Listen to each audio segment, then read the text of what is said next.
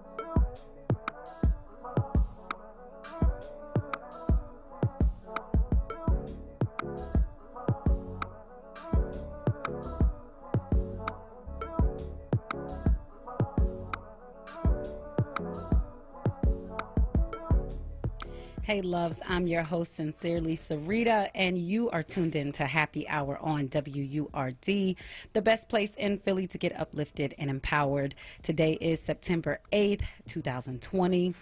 Shout out to all the folks joining us for Happy Hour from wherever you may be at. All of you who are tuned in on 96.1 FM and 900 AM. Those of you streaming Word TV on wordradio.com, Facebook Live, or YouTube, and of course everyone who's listening in crystal clear on the free Word app, which is available in the Apple app and Google Play stores. Word TV fam, y'all already know the deal. Go ahead, press share. Okay, especially those over on Facebook. Go ahead, press share. Start a watch party, any of that, the more the merrier when it comes to Happy Hour on Word Radio, okay? I hope you have your cocktail, mocktail, or water ready. It's Tuesday. You know that means a couple of things for our Happy Hour experience. So first and foremost, it's Thankful Tuesday.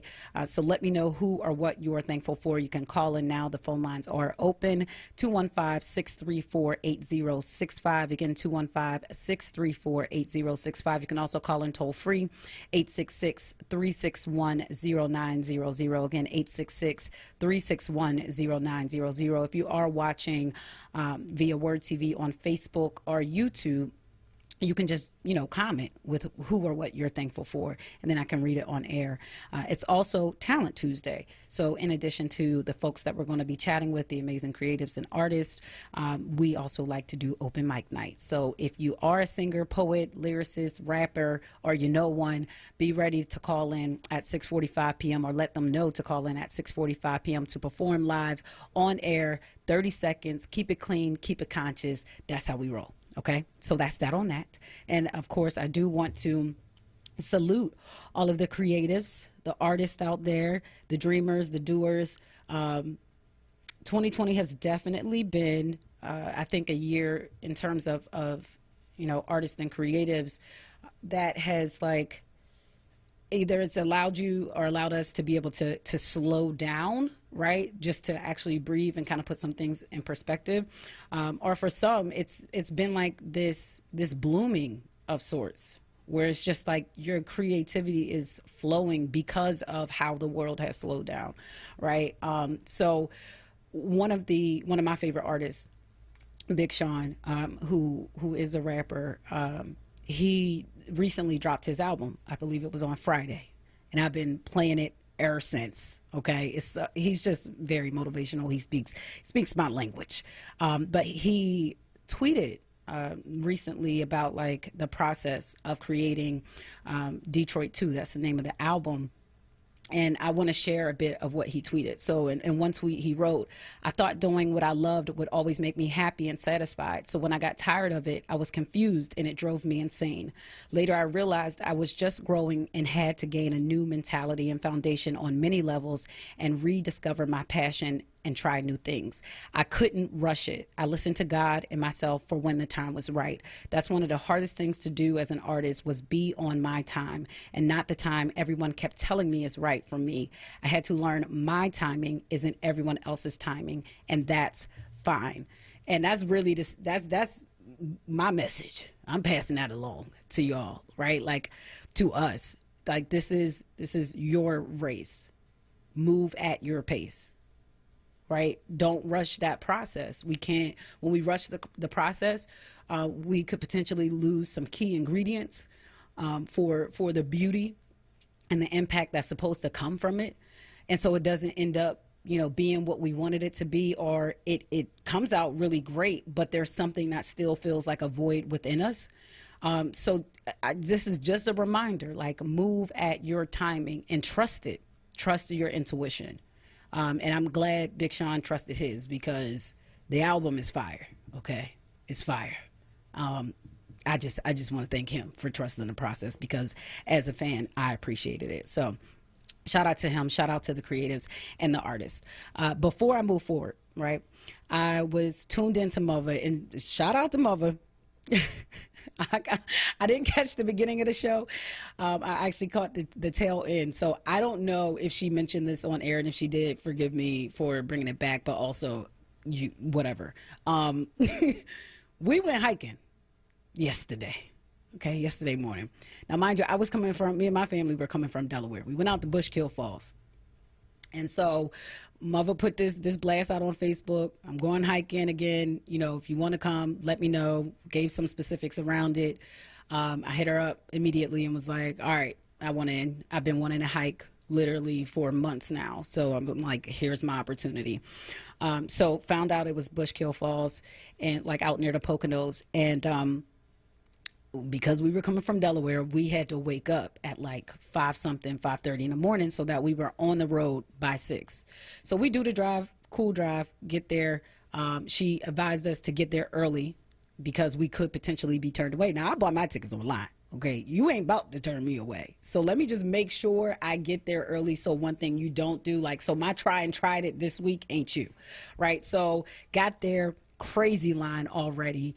I'm so glad we did arrive early. We get in, we link up with Mother and all her crew, and we get to hiking, right?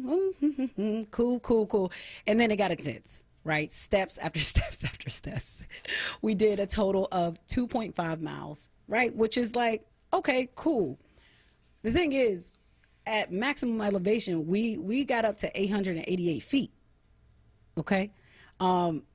So you talking about sweating? Listen. I'm just glad I'm alive. When I saw her today in the studio, she's like, how's your legs? My legs are actually doing good. I woke up this morning at 10 a.m. I had a personal training appointment, did that, killed it. But my kids went with me, my whole tribe. And my eldest started out really good, right? She was absorbing Mother's energy. Child, by the time it was time to go, she was at the far end, over it, like, I did it, we completed it, let's go. Like, it's a wrap. But I am thankful. That's part of what I am thankful for this Thankful Tuesday, is the ability to be able to share in the fitness, the health journey, with, folks you love and you respect, right? So shout out to Mother for that. But I was listening to the tail end of the show and caught some conversation around our young people, right? And having respect and, definitely having to meet them where they're at, but, also elevate them, right? Which I totally agree with. You gotta meet folks where they're at, and when you can, as you can, elevate them, right?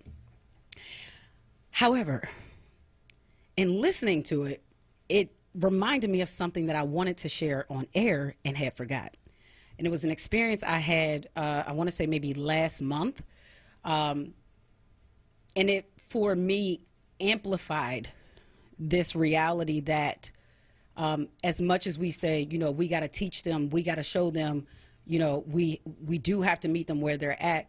There are far too many in our community that are not doing that, that are not willing to do that. And it shows. It absolutely shows, right? So rewind back to about a month ago. I'm getting gas. It's probably 10, 11 o'clock at night. And there are kids, 3 kids sitting out in front of the gas station, right? Trying to get money, whatever else the case may be. I end up finding out through our conversation they're between the ages of 12 and 14.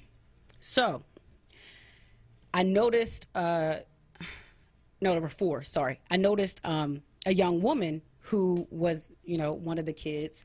And I don't know why, she just reminded me of myself. And so, as I'm going in and they're asking me for money, now mind you, I don't mind giving a few dollars out, right? But specifically with young people, when that kind of situation arises, there is always a conversation attached to it, right? I'm asking you about your future. I'm asking you, like what's going on with you, what has you out here?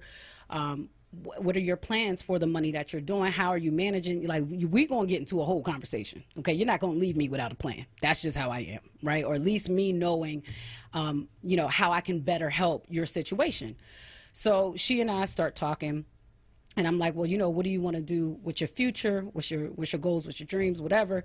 So we start busting it up, and her friends or family, I end up realizing, took some offense to that, right? So I start engaging everyone, right? Like, well, what you want to do? What you want to do?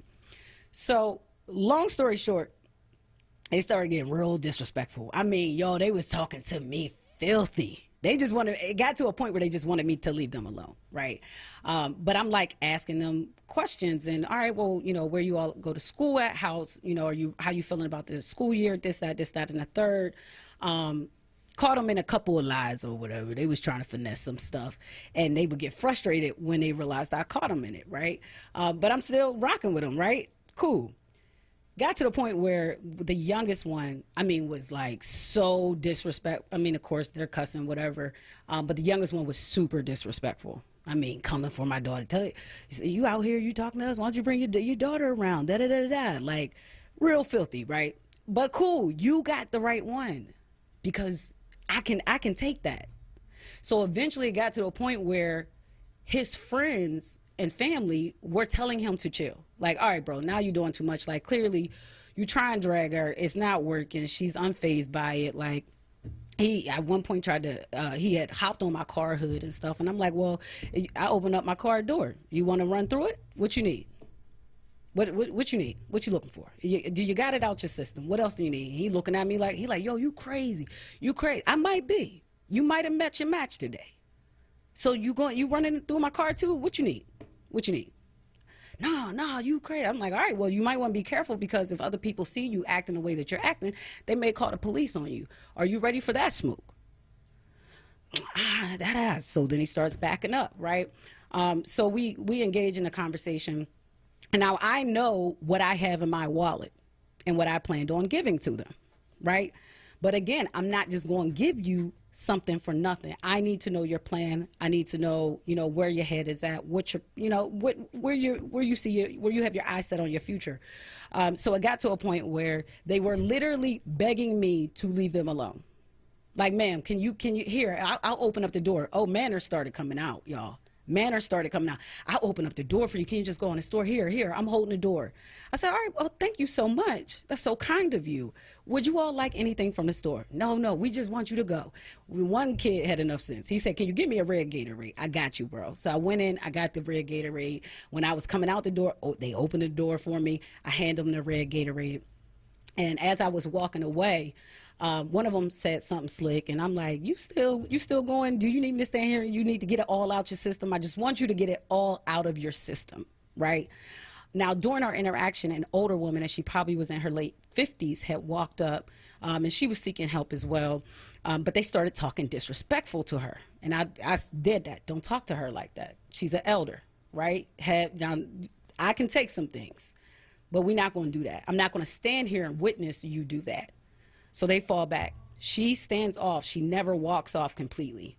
So as I'm leaving out, And they said something a little slick. I said, all right, you sure? You sure that's what you want to leave this interaction on? Whatever. Okay, cool. Pulled the $100 out my wallet. Soon as they saw the $100, well, wait. Running towards me, handed it towards what we would call the old head, right? Handed it towards her. You got it, sis. She's smooth. Yeah, when I tell y'all she peeled off so quick, she was gone. Oh my gosh. See, y'all should have chilled. Y'all did. You learned a valuable lesson today. You never know what someone is sitting on. You never know. But as I was having this interaction, and this is why the conversation with Mother that she had on air triggered me, was there were multiple people who came up to me going in and out of the store. One guy even called me over to his car and said, sis, I see what you're doing. Don't even try it. They lost. They gone. It's already a lost cause. Now, we're talking about 12 and 14-year-old kids. And all of the adults going in and out of the store, passing through, watching the situation, never engaging, have already given up on 12 and 14-year-olds. And then they get older and we wonder why. And I get it. That kind of interaction, that's not built for everybody. That is not built for everybody. Right? I can acknowledge that. I don't encourage everybody to engage in that kind of interaction, because if you don't have certain strengths or training, that's not going to work. But just know that in that moment, there were at least 8 different adults that had already given up on 12 to 14-year-old kids. And that bothered me. That really bothered me. Because if 8 people in the community in that maybe 30 minutes of interaction had already made it clear that they gave up on that generation, then what do we expect? What do we expect? It's just some food for thought. Again, everybody is not built for that. That level of disrespect, and being able to navigate it and really like give some positive interaction and continue to meet the disrespect with, and I'm still here, and you're not going to get me out of your life, and I'm going to continue to keep showing up, and I'm going to continue to keep challenging you, and I'm going to keep on asking you who you are. I'm going to keep on asking you where you're going in your life. I'm going to keep on asking you what your expectations. I'm going to keep on until I wear you down. Until you start to think. I know one thing, they will never forget that interaction they had with me. That lady was crazy. Yo, why was she asking all those questions? And even when the youngest one was disrespecting who I found out was his sister, I had to check him then. Don't you dare talk to your sister like that. Especially when it sounds like she protects you, she provides for you, whatever else the case may be. And then in seeing me check him, they begin to check him when he would get out of line, too far out of line for their taste now. So just keep that in mind. Like, they not going to give what we're not pouring in. They can't pour out what we're not pouring in or not willing to pour in. If we're giving up on 12 and 14-year-olds, all this, we got to teach our kids. You're not going to be able to get that. Whatever outcome it is that y'all seem to have in your head, it's not going to happen if we already given up that early. If we can't stand the fire that this world, our community, this oppressive system that we exist in has created in our young people, that then become old people, that then become the elders in the community and pass on all of that back down the line. It's a cycle. The question is, are you really willing to stop the cycle, to break the cycle by staying when no one else will, by staying 10 toes down in the fire? And the fire being all of that our young people are going to pour out in those moments where it is disrespect. Can you still show up in love? Can you? Be real with yourself. If you can't, then I got to be honest. Some of these statements, we can't be, you don't have a right to make. Pass it off to somebody that's willing to do it. Trust in them. But you can call in if you have thoughts, 215-634-8065, toll free 866-361-0900. Taking a quick break. It's Thankful Tuesday. Use those same numbers to let me know who or what you are thankful for today. This is Happy Hour on WURD Radio, 96.1 FM, 900 AM. I'm your host, Sincerely Sarita. We'll be back after these messages. Now, a traffic update on Word Radio. Slow in spots on the Philly roads. This report is sponsored by Lowe's. Starting on I-95, heading northbound, jam traffic from the Vine Expressway to Girard, again the Betsy Ross Bridge to Bridge Street. Southbound 95, it's heavy as you go from Cottman to Bridge Street through the construction zone. Slows again Allegheny into Girard. Vine Expressway eastbound, jam 76 across to A Street. Westbound on the Vine Expressway, heavy to Ben Franklin Parkway into the Schuylkill Expressway with a disabled vehicle on the shoulder.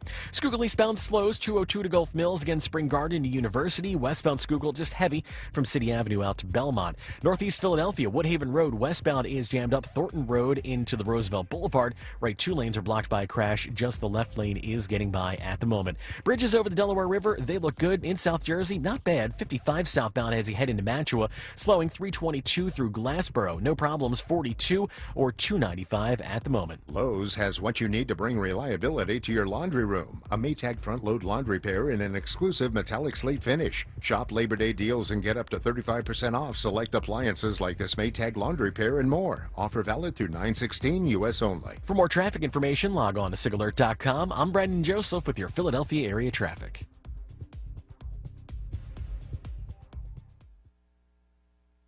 A job's about a lot more than a paycheck. It's about your dignity.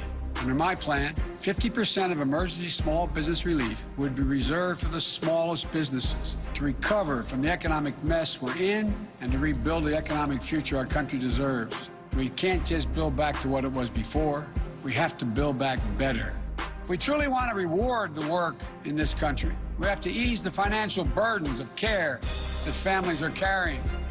To start, every 3- and 4-year-old child gets access to free high-quality preschool, and low- and middle-income families won't spend more than 7% of their income on child care for children under the age of 5. Advancing racial equity across the American economy. Building wealth for families of color. Building a future worthy of their courage and their ambition. Just imagine if we could truly unleash their full potential. I'm confident we can do this. I'm Joe Biden, candidate for president, and I approve this message. Paid for by Biden for president. This is Word Radio, independent black media. This is not a fad for us. We will not resume our regular programming when things die down. We're not black to help our bottom line or because it's politically correct. We're not joining a fight. This has been our fight, our message, our people. Black lives have always mattered here. We are undeniably, indefatigably, unapologetically, permanently black. Talk Media. WURD.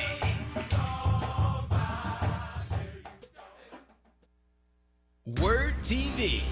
We're streaming live video of this conversation right now. Tune in on YouTube at onWURD or on Facebook at forward. Word TV. Black Talk Media. It's happy hour with Sincerely Sarita right now on Word Radio and wordradio.com. And so thankful you are back with us, following up on the conversation, or, you know, my little soapbox moment I just had. I want to stress again, that work with our young people, like just even in day-to-day interactions, even if it's not your profession, that is not for everyone, okay?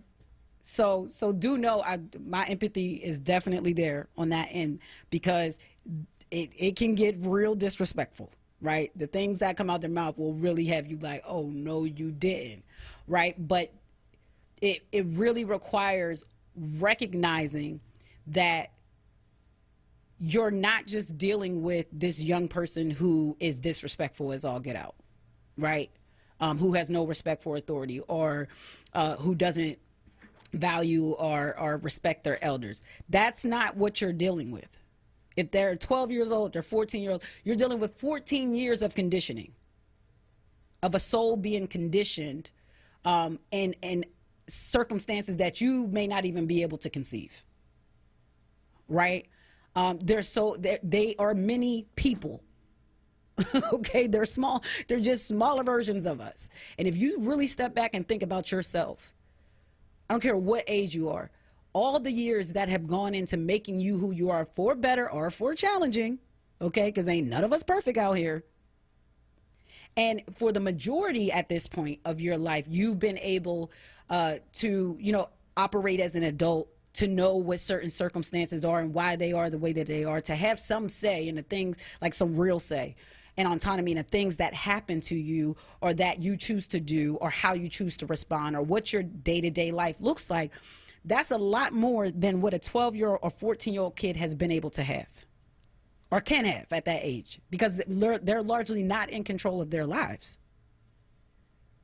So that in itself is a whole nother layer of, I'm experiencing things that I can't even really have a say in or control. I'm frustrated about that. Right? So even going into these interactions is like, you have to, we got to go in realizing and understanding what their reality is.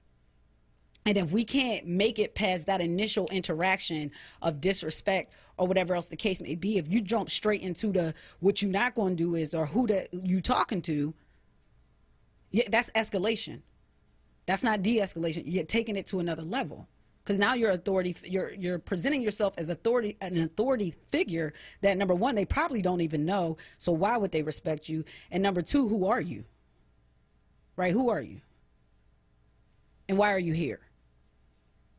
And much like any space that we go into, folks have to earn our trust or earn our respect. It's no different. It's if anything, it's even more escalated or important with our young people, because too often they're coming into contact with folks that they know they can't trust. And that's even, I'm talking about even in the schools. I have witnessed young people ask educators or whatever else, I need to know why you're here, why you doing this, because I know too many teachers that are bad teachers because they don't care about what they do, and they don't care about us, and they think we don't realize it, but we know. Right? So we got to go into it mindful about our own assumptions about them. Again, the phone lines are open. Bless you, Kayla J. Phone lines are open, 215-634-8065 and toll free 866-361-0900. Shout out to my folks. I see folks on the phone. I'm getting to you shortly, but I want to make sure I shout out my folks over on Word TV via Facebook Live who have been chiming in.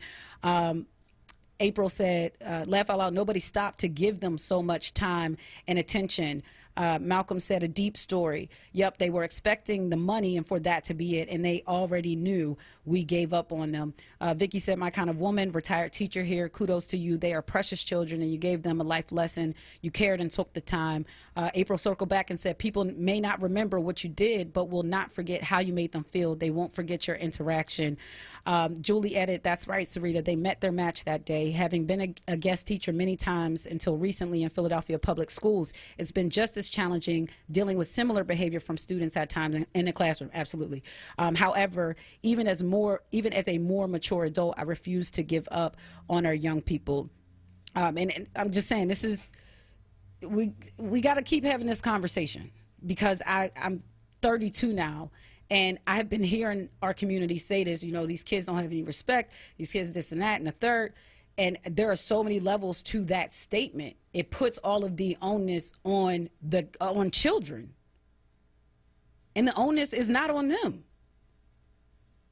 Like sometimes we talk like they just appeared, and we're supposed to come fully ready for this world, as though there were not adults that were supposed to be playing roles in their life. And I'm not just talking about their family, because sometimes the family structure, and we know this, especially the Black family, everything we have had to overcome.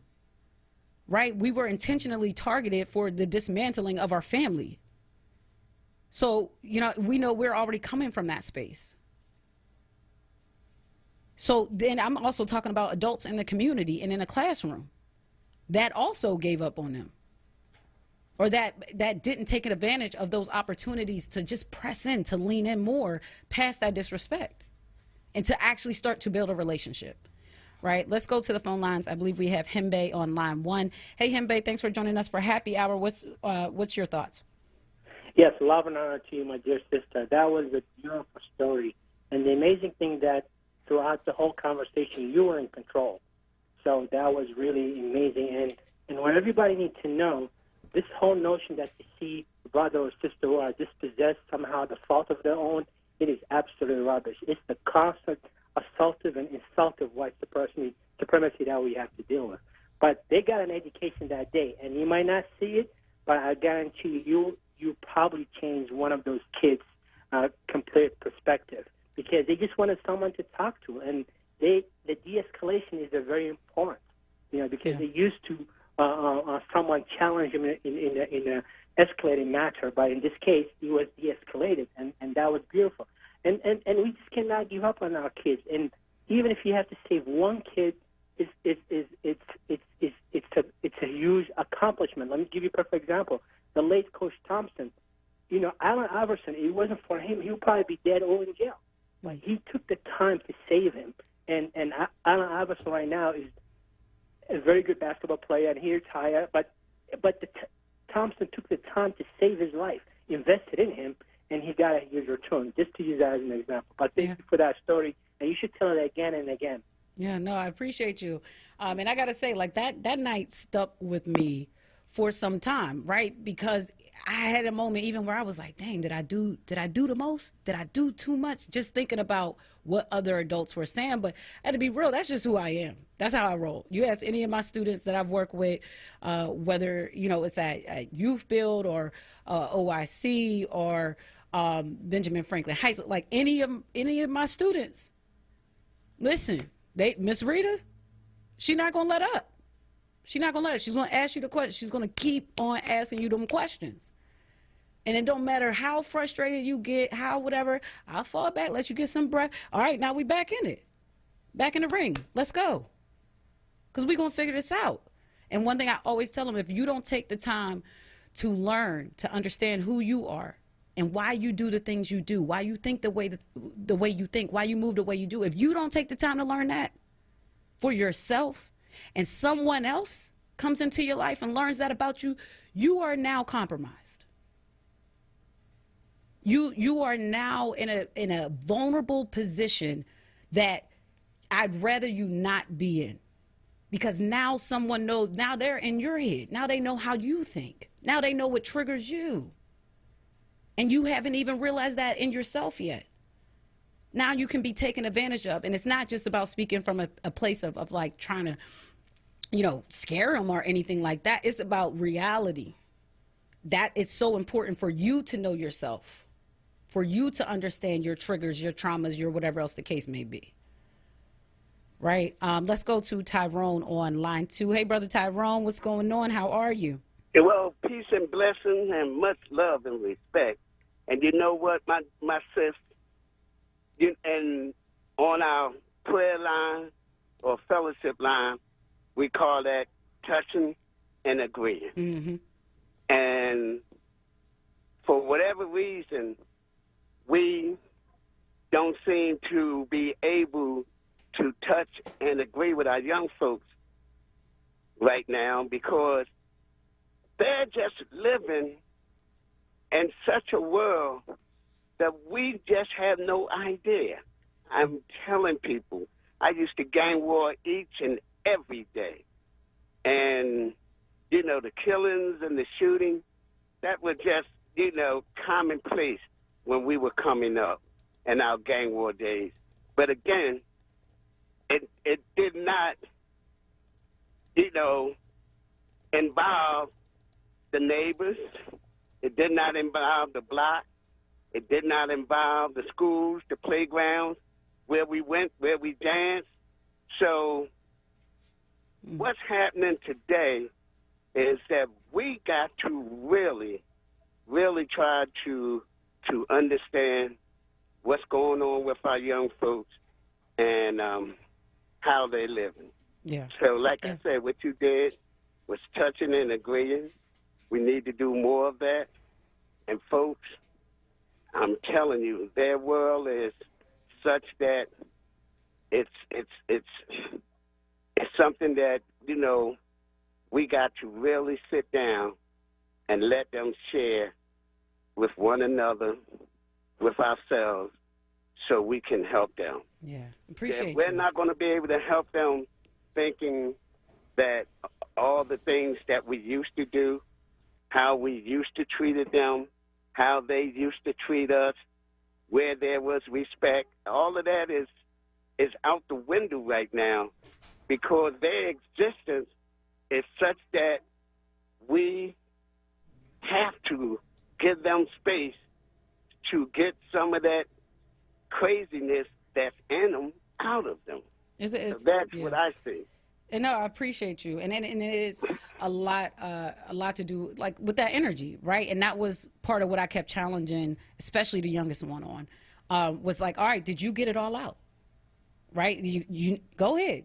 Like I literally was like, I'm your punching bag. What? You need to emotionally get that out? You need to mentally get that out? Go ahead.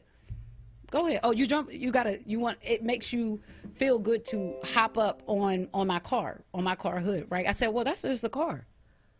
That's why it's just a car, baby. What else you need to get out? Let's get it out. I'd rather do it here right now. Get it out. Is it going to make you feel better to run through my car? Go on. I got nothing there to buy you. Go run through it. And that's when he looked at me. He said, yo, you're crazy. I might be. I'm crazy for my young people. Bruh, I'm crazy for my young people. And Brother Tyrone, you reminded me of this social media post I saw. They asked the question, if you think about your childhood, right? If you could change places with the kids of today, right, have their childhood experience, would you? Everybody under that post said no. Everybody. I said no to that question. And that should be a telltale sign for us that it's on a different level now. So when we talk about disrespect amongst our young people, if we know we would not change places at all with them right now, then we know that means they're up against something that we would not ever, especially at their age group, ever want to have to deal with. That says a lot. We got to be honest with ourselves about that. If I wouldn't want to be in that situation, it reminds me of, what's her name? Jane. When she asked an audience, would they want to change places with a black person, majority white audience? Would they want to change, Jane Ellison, would they want to change places with a black person? And not one white person raised their hand and said, yeah. And so that in itself was an acknowledgement that life is different for black people because you wouldn't want it. So let's apply that same thing to our community. If we wouldn't want to change places with our young people and them growing up in the circumstances that they're growing up in right now, what does that say? What does that say? And what does that mean for what we got to do? Got to go to break. Phone lines are open, though. We might have to I'm going to push DJ Geek's mix back a little bit because we got some folks on the line. And, we got to keep this energy going. And then we going to get with her. Woosah. But call in, join the conversation, 215-634-8065. Again, 215-634-8065. We're also going to call in toll free, 866-361-0900. Want to hear from you. This is Happy Hour on WURD Radio. We'll be back after these messages. Listen to Laborers Live. We created the weekend. We created the 40-hour work week. We just want enough to feed our family, be able to send our children to college, and let our next generation do better than we did. To people that might have forgot how important unionism is in a country like the United States. People now infringing on our 8-hour workday, trying to work people more than 8 hours without overtime, trying to work people without benefits. In the long run, everybody's getting a fat paycheck except the worker. So this is really a wake-up call for America. The struggle is continuous. Tune in to Laborers Live every Friday from 4 to 5 p.m. Sponsored by LESIT, the Laborers Employers Cooperation Education Trust of the Laborers District Council of Philadelphia and vicinity. Local 332, Sam Staten Jr. Business Manager. Local 57, Esteban Vera Business Manager. Local 135, Dan Woodall Jr. Business Manager. Local 413, James Harper Jr. Business Manager. The Laborers District Council, Ryan Boyer Business Manager, and Tony Staten, Executive Director of LESIT. PECO has many ways to help you lower your energy usage and save money at home. Here's one. If your heating and cooling system is more than 20 years old, it may be time for your contractor to replace it with a high-efficiency Energy Star certified model. You'll get a rebate from PECO and save on your monthly electric bill. You'll find a list of new heating and cooling system rebates at PECO.com/rebates.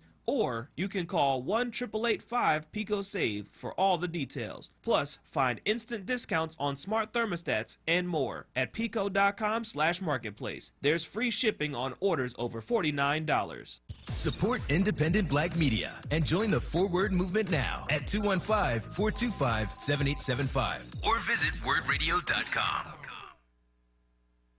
Now, a word weather update. Here's NBC 10 First Alert meteorologist Crystal Cly. Good evening tonight. We're looking at some increasing clouds, some patchy fog possible. 68 degrees is the temperature for your Wednesday morning.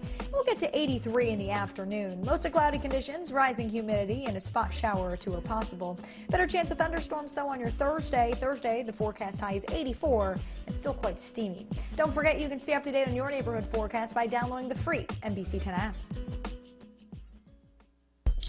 It's Happy Hour with Sincerely Sarita right now on Word Radio and WordRadio.com. And we're back. I'm your host, Sincerely Sarita.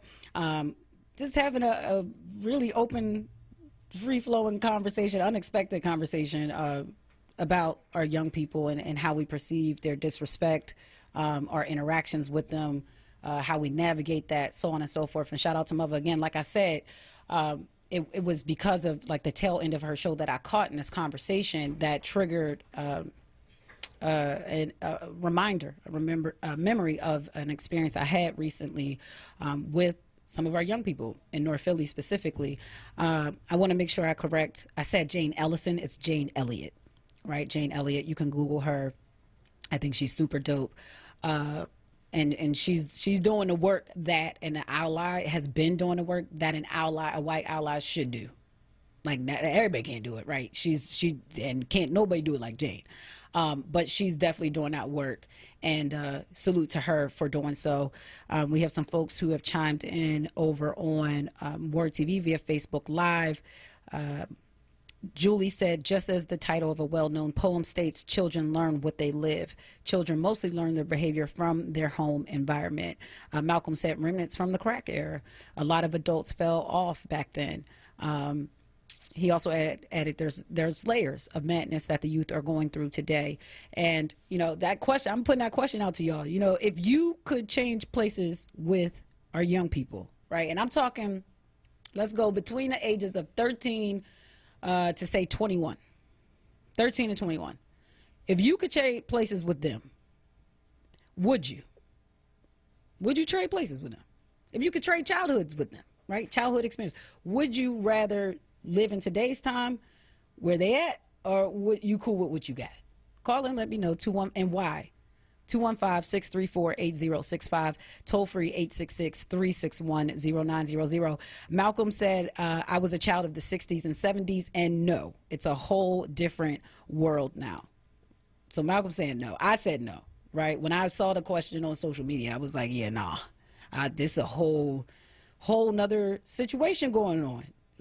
And that's not even counting social media and technology. And the screenshot and then the cyberbullying and all that's not even counting now. I'm just talking about what they live every day and how they have to navigate it. It's a lot. And I'm raising an 11 and 15-year-old, two girls, two young women. I wouldn't trade it. As far as my interaction with the four young people, and I apply this to parenting as well.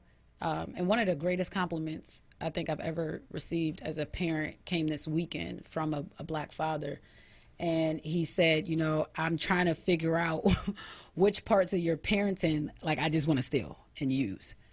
Because, like, the way that you interact with your daughters is just, it really resonates with me. Like, when you say good morning to them, like, you really seem thankful and happy that they woke up that day. Right. And he just shared that wasn't quite what some of his experiences were as a kid. And I never really thought about that. And I don't know if other parents or caregivers or guardians and whatever else can relate to that. Like, it's different when someone points it out to you, especially when, you know, I think a lot of us spend time thinking about how we need to grow and do better and, you know, would like to change some things about our parenting and ourselves more quickly. And so when you have those moments where somebody acknowledges that you are, you know, you're a solid parent, that you're doing what you need to do, it really does hit different. It does. So shout out to him for that. But my part of my approach, and I believe this, is with kids, you got to let them, like, I feel like you got to walk this line, right? You got to let them know that you just crazy enough that they don't want to try you, right? I believe you got to keep them on your toes. Keep them on the toes. You don't know. No, you don't get comfortable with me responding this way. You don't know how I might show up. So keep you on your toes. because I'm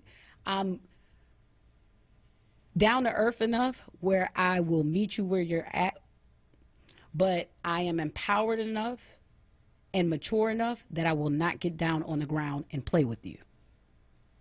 Okay? That's what we're not going to do. I'll meet you where you're at, but I won't get down on the ground with you.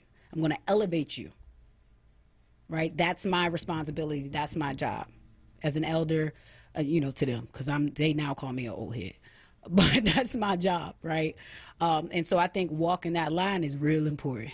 And that might be a bit of the old school in me. Like, I'm not the one for that. But we can bust it up, though. You could be your full self in front of me. We can have real conversations. But watch your tongue, okay? Let's go to Maurice on line 1. Hey, Maurice, thanks for calling in. What's on your mind? You there? Yep. I don't know what you're saying. I don't think he can talk. Okay, Maurice, call us back when you can talk. Maurice got me whispering. I'm like, all right, bro, hit us back when you can come. Well, the phone lines are open, y'all. Call in 215-634-8065. Toll free 866-361-0900. It's Thankful Tuesday. I do want to know who or what you are thankful for. 215-634-8065. Toll free 866-361-0900. Who or what are you thankful for today? Shout out to Jocelyn. She said peace of mind. I know that's right. Peace of mind. It's one of the most invaluable things that you can obtain and build and protect for yourself. And I think far too often with our young people, that's something they don't get to have for numerous reasons. And are we even teaching them how to get it, how to build it, how to protect it? I'm going to mention Big Sean a lot because it is Talent Tuesday. But on one of his new records off his album, he says, in school I learned chemistry, geometry, like I learned all of these things, right? But they never taught me how to deal with my anxiety. They never taught me these life skills that I needed.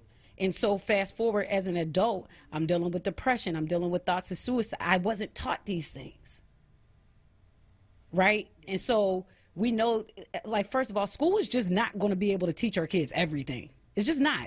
And shout out to the schools that are recognizing, no, we need to make sure we're giving them these life skills and whatnot. Because every school district, I think, should have life skills in the curriculum. But just even hearing him acknowledge that, and he's very transparent about his mental health journey, I think further just amplifies how important it is to recognize that, a lot of the things that we're seeing from our young people is because they don't have the tools to know how to communicate. They don't have the tools to know how to manage and identify their emotions. They just don't have the tools. So it's on us to say, okay, so you're feeling angry right now, right? You want to do this, here's a tool to help you with that. That's on us to do. That's not on them. Going to the phone lines. Let's go to online 2. Okay, let's go to Rosalind on line 2. Hi, Rosalind. Thank you so much for calling in. What's on your mind? Yes, praise the Lord to all my words and you and stuff. I can't pronounce words good. I don't have no teeth. But I'm a great-grandma. Maybe my grandma, great-great-grandma.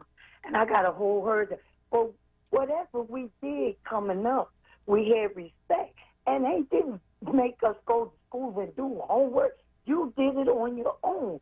So the household now is the children is running it. The elderly is behind them while they crossing the boulevard. So same thing going on with the curriculum inside the home. They might be getting all this education from the book and from the phones and all that, but they don't have no education from the wisdom and knowledge that our ancestors put inside us.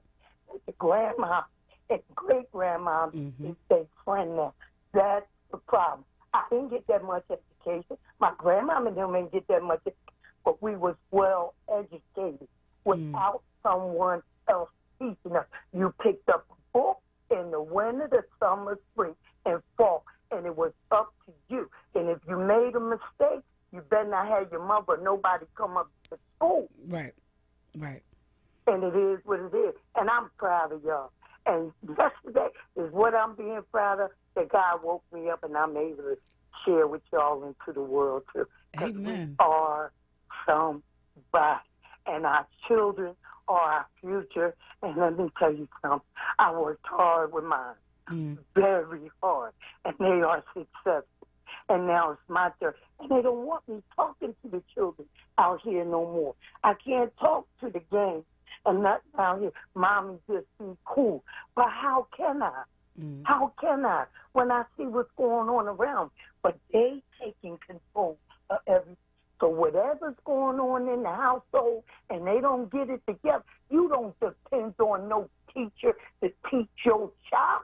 You teach your child. And if you don't teach your child better know that you already taught and read them books. And that's the only. You need both knowledge now. Street knowledge and book knowledge. Yeah. All of it go together. Gotcha. I love y'all. Love you much. Good work. Thank you, Ms. Roslyn. Listen, I'll be the first to tell you what we do in the household matters. It absolutely matters. I think after, my time of really like working with young people, you start to see how all households are not how we envision it in our mind. And there are a lot of young people that they're waking up and they're managing to get done what they could get done. But that structure, that village, it's just not there. I'm going to be real. It's just not there.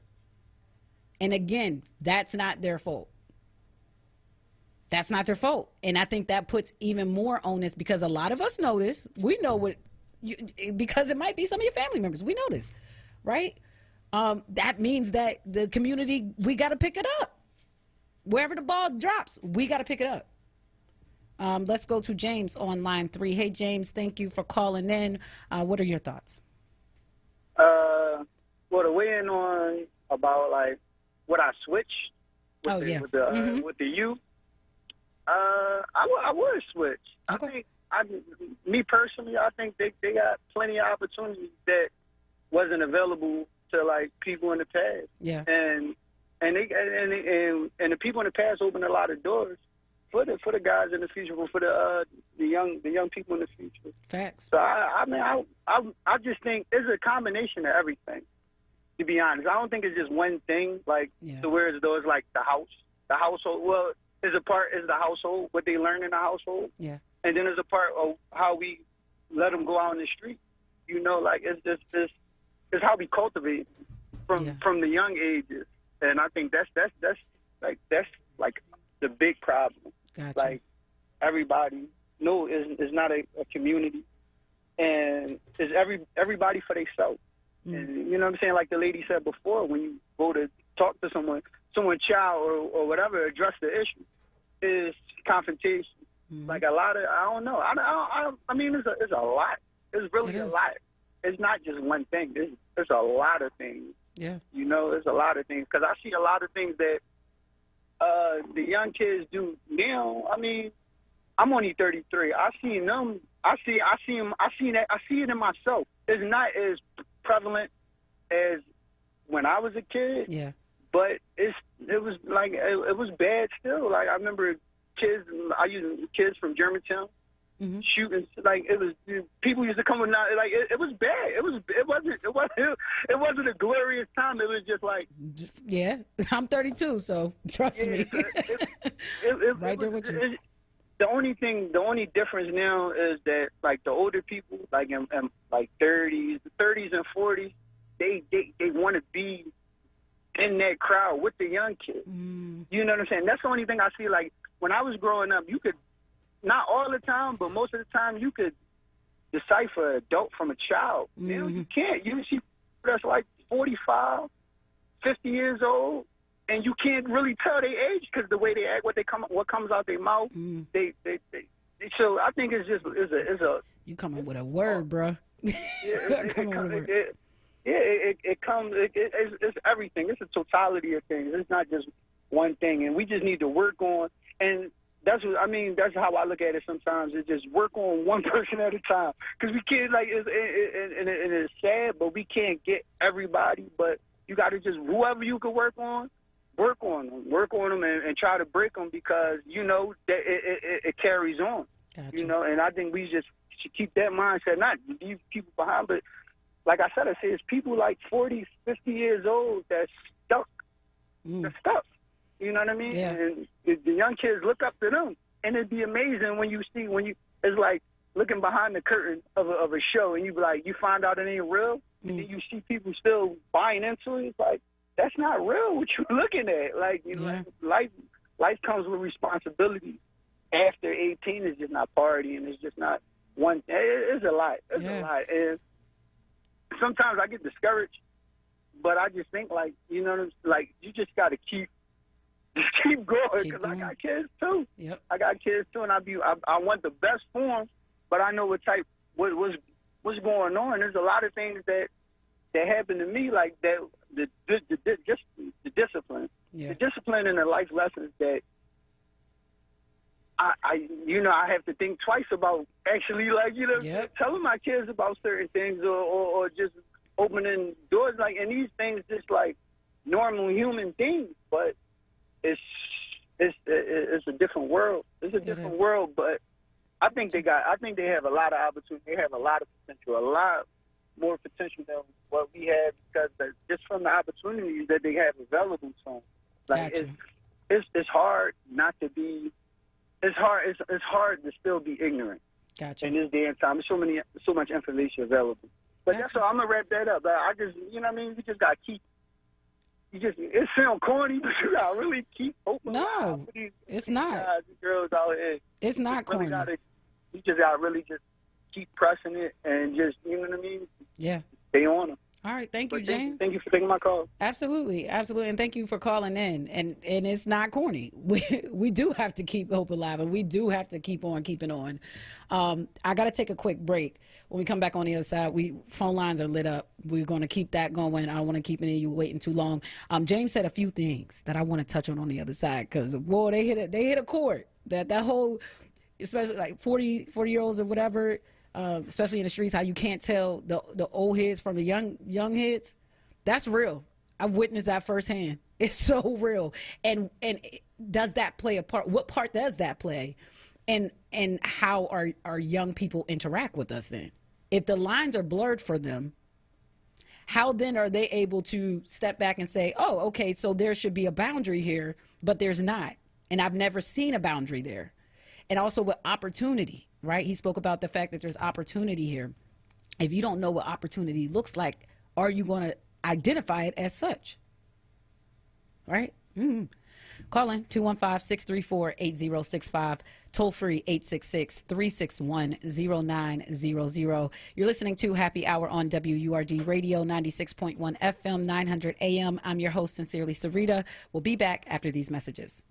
Weather and traffic to keep you informed for your drive home in the Happy Hour with Sincerely Sarita, Monday through Thursday, 4 till 7 p.m. right here on Word Radio 96.1 FM and 900 AM WURD.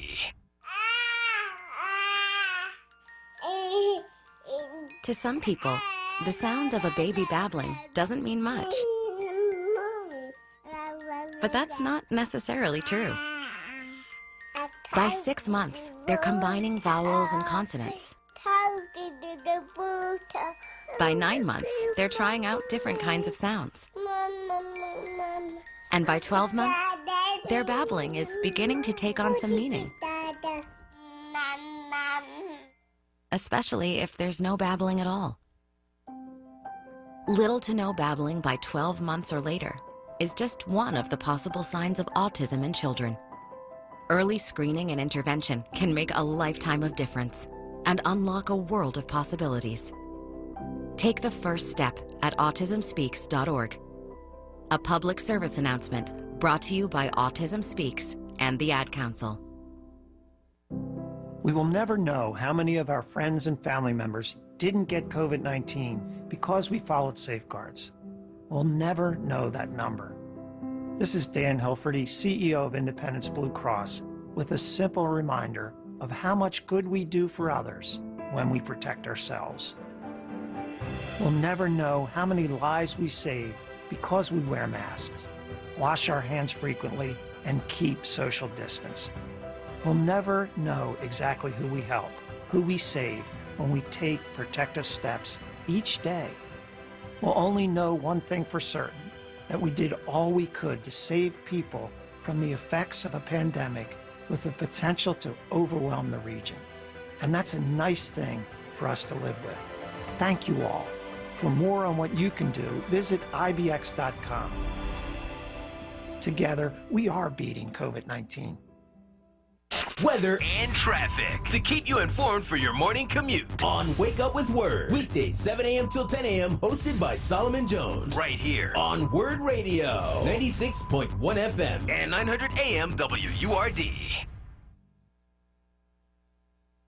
This is Word Radio. 96.1 FM and 900 AM WURD Philadelphia. Black Talk Media. I can't breathe. I can't breathe.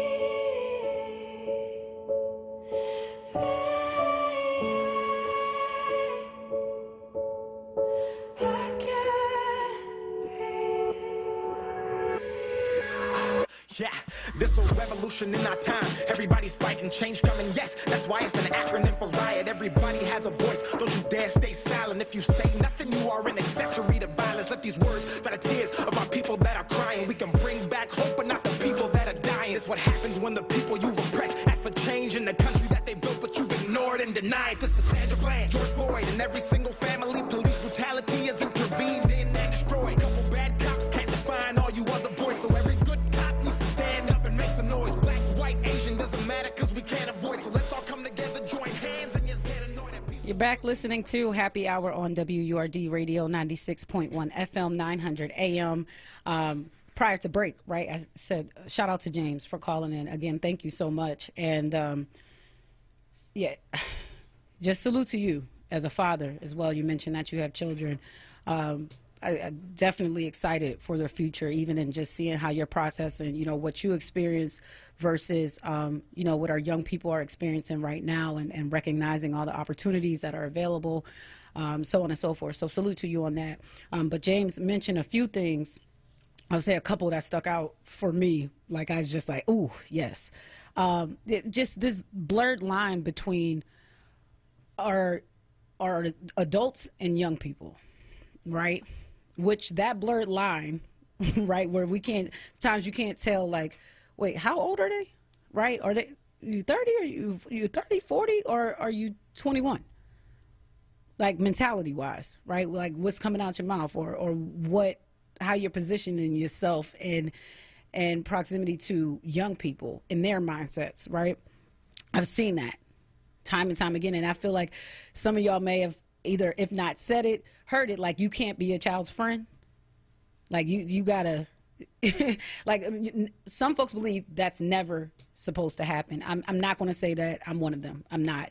I think with my kids, I really took an evolution approach, right? As you get older, more doors open. We learn more about each other. Our relationship blooms, right? It unfolds.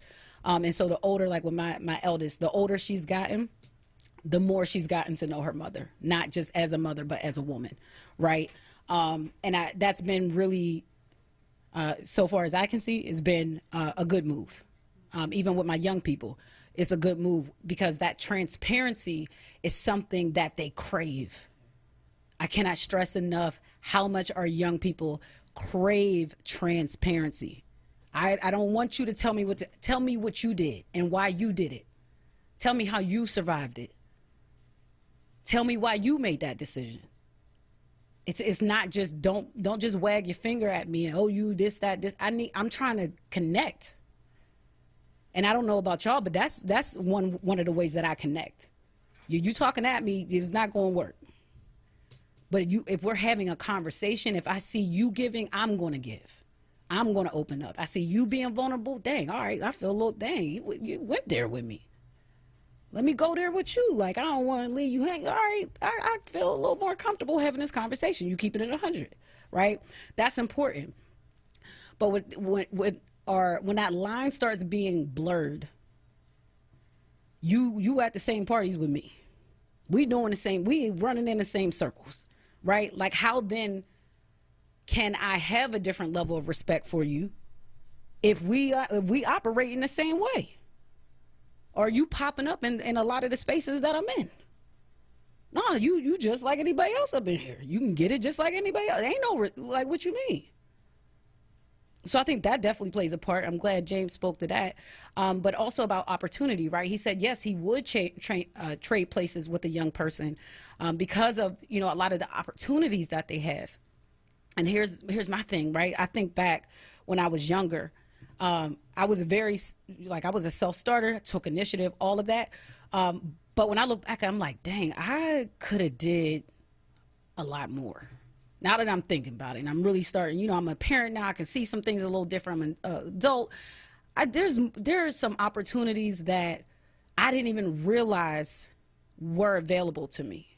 And maybe my mom didn't know, right? I'm not sure. But I know for me personally, I didn't recognize them as opportunities. I just didn't. They were another thing that would have had to been done, or another responsibility, or I just didn't know about them. And no one was told me about them. So keep that in mind with our young people right now. What we're viewing as opportunities, that might not even be how they perceive it. And if they don't know how to recognize, if they have, again, back to tools, they haven't been taught how to recognize opportunity by thinking critically, they're not going to value what it is, right? They're not going to see it for what we see it for. Like, is this an opportunity, or is this going to be something that's going to take me away from the family that I got to help raise or take care of? Because mom's working 24/7, dad's working 24/7, or whatever else the case may be. I can't do it right now. That's not an opportunity for me. That's another challenge. Right? So we got to keep that in mind too. How we define opportunity may not be how they define it. Just something to think about. Let's go to line 2. Who's joining us for happy hour today, and what's on your mind?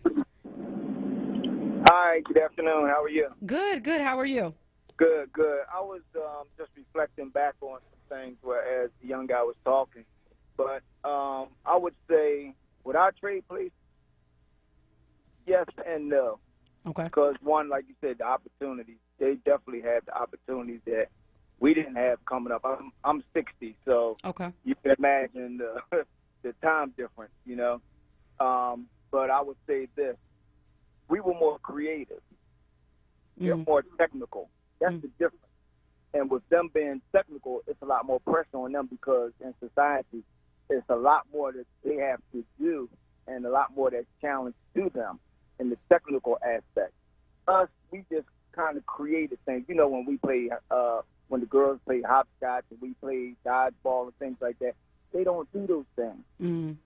It's totally different now. Everything is technical. Everything is the computer. Everything is the laptop. I mean, you understand what I'm saying? Yeah.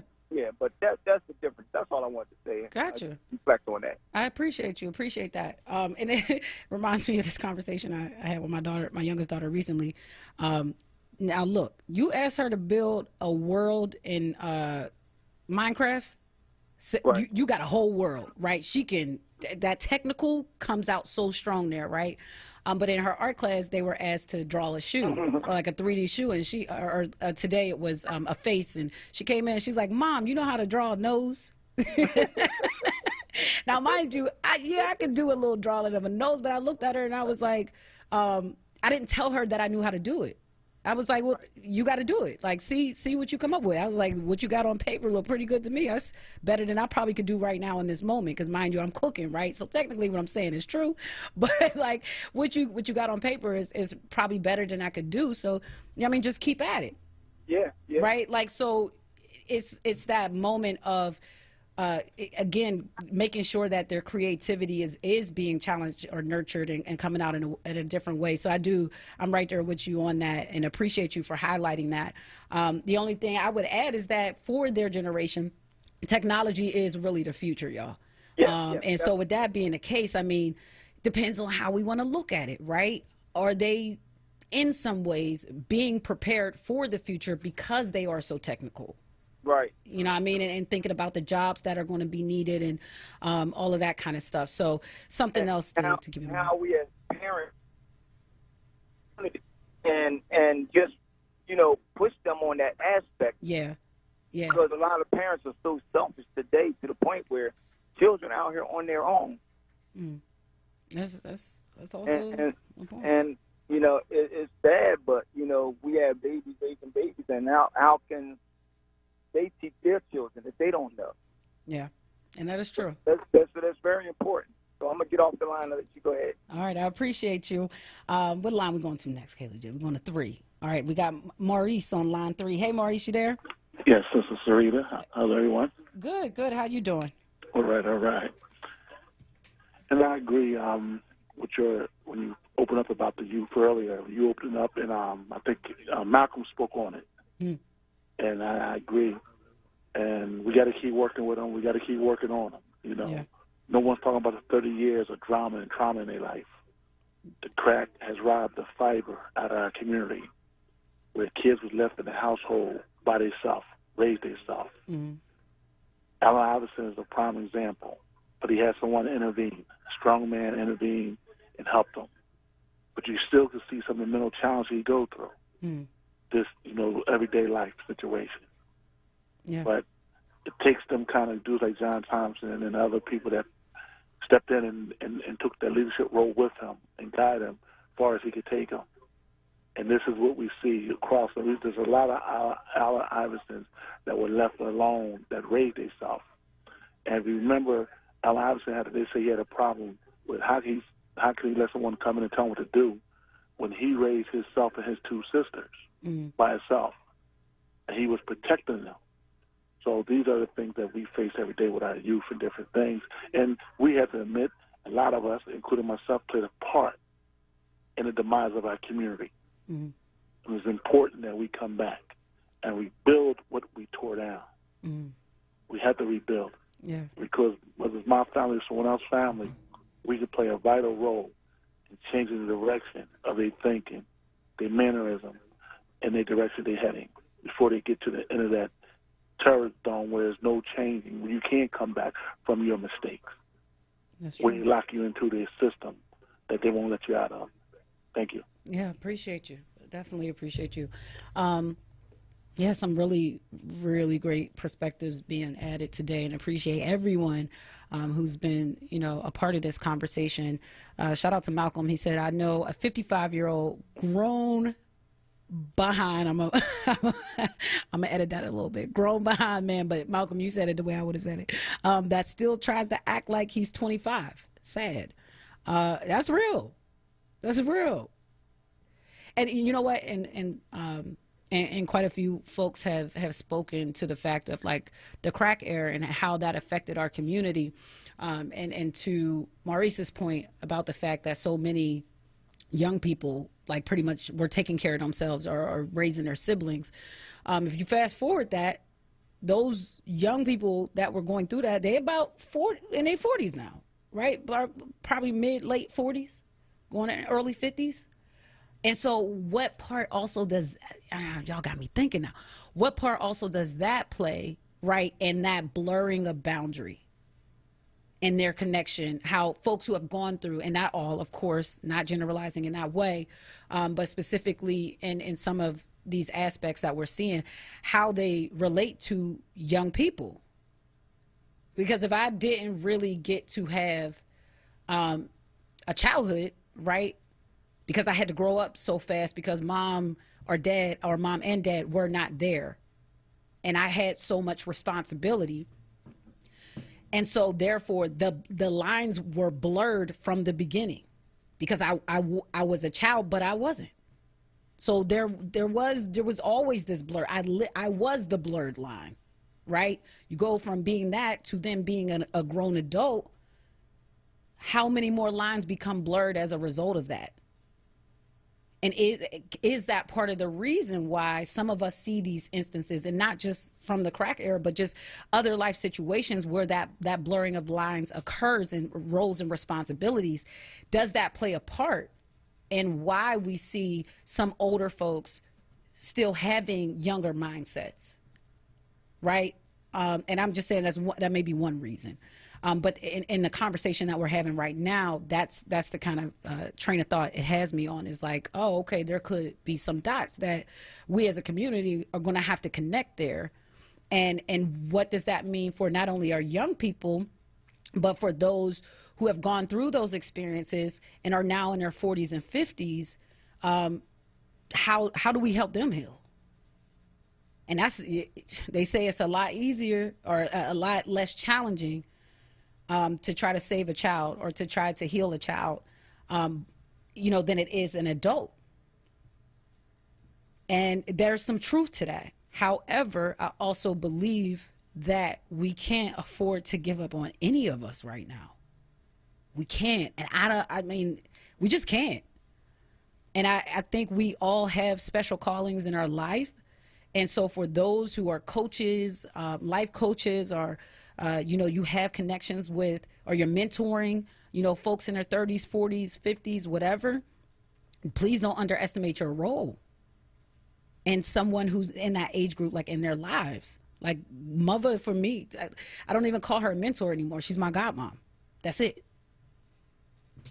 And her being in her age group, me being in my age group, she's still helping me to heal or to grow, or, all of these things. And she's not the only one. I have a lot of awesome women and men in my life that are 50 plus and they pour into me.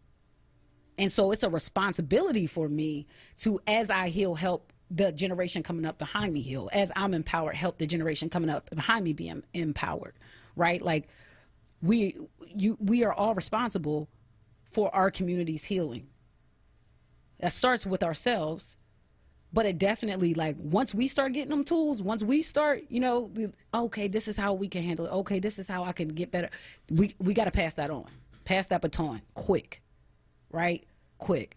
Cynthia said, refreshing to hear James express himself. So true that there is a multitude of issues. One is just as important as the other. The fact that the village is no longer intact for many is huge. I encourage James to persuade young folks to tune in to WURD. I'd love to hear more of young people. Given all that James said, clearly he's a thinker. Nothing he said was quote unquote corny. I know that's right. All right, y'all, we got to take a quick break. When we come back on the other side, Talent Tuesday, we're going to welcome our first guest. I don't know about y'all, but 2020 has been an amazing year for music. I just shout out to all the artists and creatives getting us through. It's been a great year for music, whether it's hip hop, R&B, soul, gospel, you name it. It's just been popping. And so two of our guests today, or our two guests today, I should say, they're on the gospel front. And one has dropped an album, one is about to, and so we're going to get into it and support our creatives, our Black creatives. You're listening to Happy Hour on WURD Radio, 96.1 FM, 900 AM. We'll be back after these messages. Now, a traffic update on Word Radio. Not too terrible of a commute at the moment on the Philly roads. This report is sponsored by Lowe's. Starting on the Schuylkill Expressway, eastbound, heavy volume from the Conshohocken Curve into Gladwin, sluggish again from Spring Garden to the Vine Expressway. Westbound Schuylkill, just heavy from City Avenue out to Belmont. Vine Expressway eastbound, that jams 76 across to 95. Westbound Vine, heavy the Ben Franklin Parkway to the Schuylkill merge. Taking 95 southbound at jams Cottman into Bridge Street through the construction zone. One lane is blocked. Northbound 95, heavy from Naaman's Road to Chichester Avenue, then you're jammed from the Vine Expressway into Girard. Boulevard northbound, that stop and go as well from Wissahickon Avenue into Broad Street. No big problems on any of the bridges over the Delaware River. Through South Jersey, slow traffic 42 northbound at 295. A disabled bus is off on the right shoulder. No problems southbound on 42. Traffic looks good on 295. Jersey Turnpike and 55 are moving freely as well. Lowe's has what you need to bring reliability to your laundry room. A Maytag front-load laundry pair in an exclusive metallic slate finish. Shop Labor Day deals and get up to 35% off select appliances like this Maytag laundry pair and more. Offer valid through 9/16 U.S. only. For more traffic information, log on to SIGAlert.com. I'm Brendan Joseph with your Philadelphia area traffic.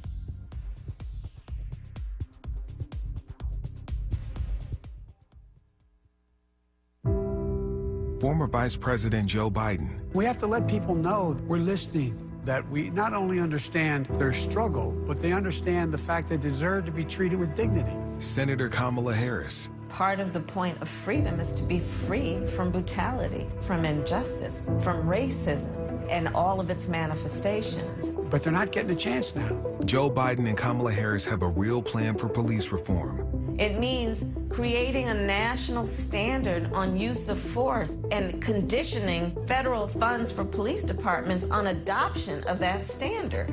It's about giving the United States Department of Justice the subpoena power to investigate systemic police misconduct. And that's what we're going to do. We're going to change that. I really mean it. I believe with every fiber in my being, we have such an opportunity now to change people's lives for the better. I'm Joe Biden, candidate for president, and I approve this message. Paid for by Biden for president. No fear, just facts. This is WURD, independent black media. It's happy hour with Sincerely Sarita right now on Word Radio and WordRadio.com. Grab your mic. It's time for Kayla J's Karaoke Song of the Day.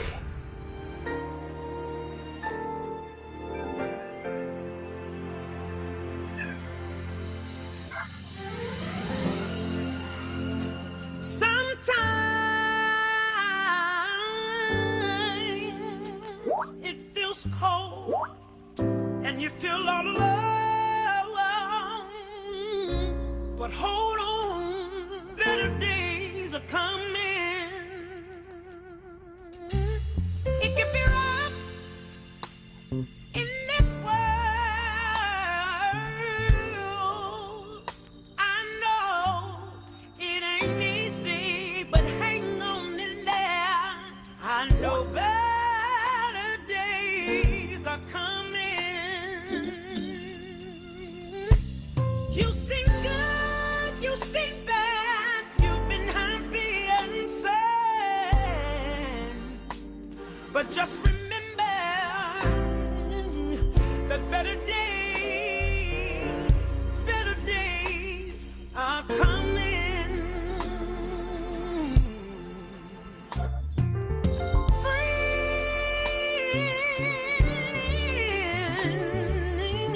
Friends will leave you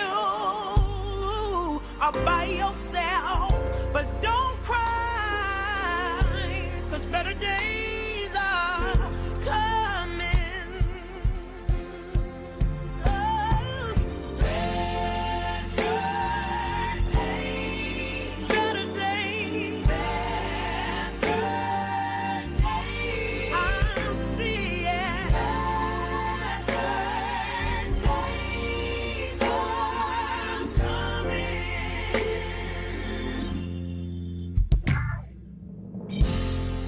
It's only a season for you going through, yeah. But stay focused and never lose sight. I know people,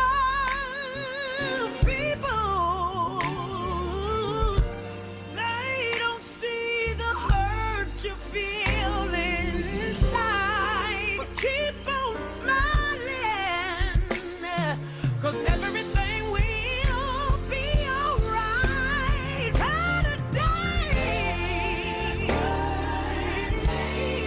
it's here now. I feel it. You got to believe that. Better days for your mother and your father, your sister and your brother.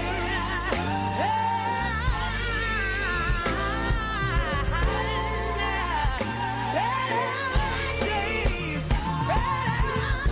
are coming.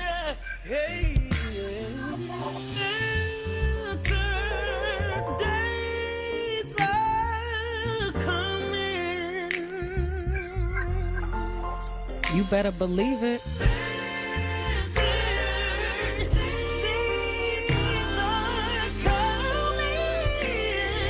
Don't underestimate the power of faith, y'all. And I'm not even just talking about, Jesus, okay? I'm not even talking about, I'm just talking about the human ability to believe and have faith.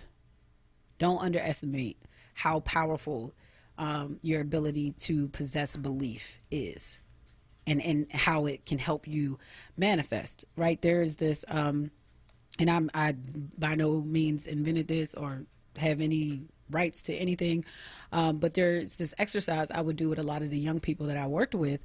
We would be in a classroom, right, or wherever we were at, and I would ask them to go around the room, look around the room, and point out, count all the yellow things in the room, for example.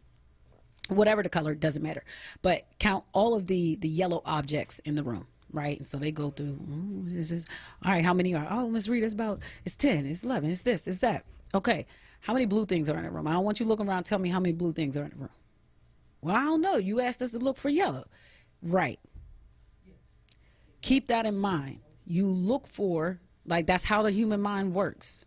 You're only going to recognize the things that you are looking for. So if you're looking for negativity to present itself, if you're looking for challenges, if you're looking for, any of those kinds of things, that's all you're going to see.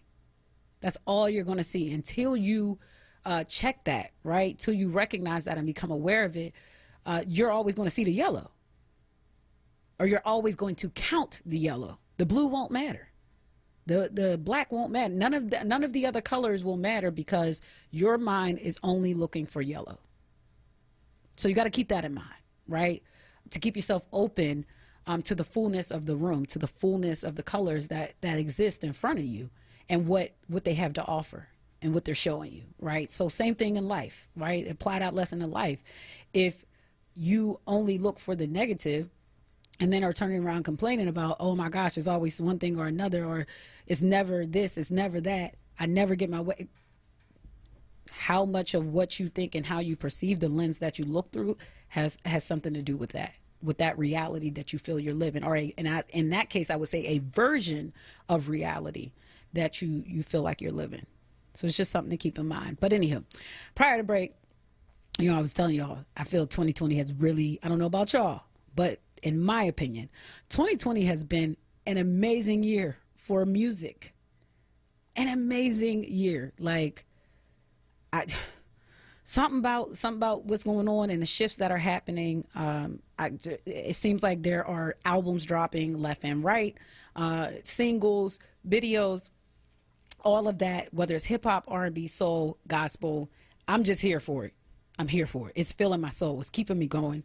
And I've been vibing consistently throughout 2020. So just want to take a moment to love up on our creatives, on the artists out there who are pouring yourselves, your livelihoods, your faith, your soul, all of that into your music. Know that we love you and we appreciate you for it. Because I got to be honest, 2020 would be a lot more harder, a lot more challenging if I didn't have a good bop. Okay, or I have something to zen out to. It would be a very different experience.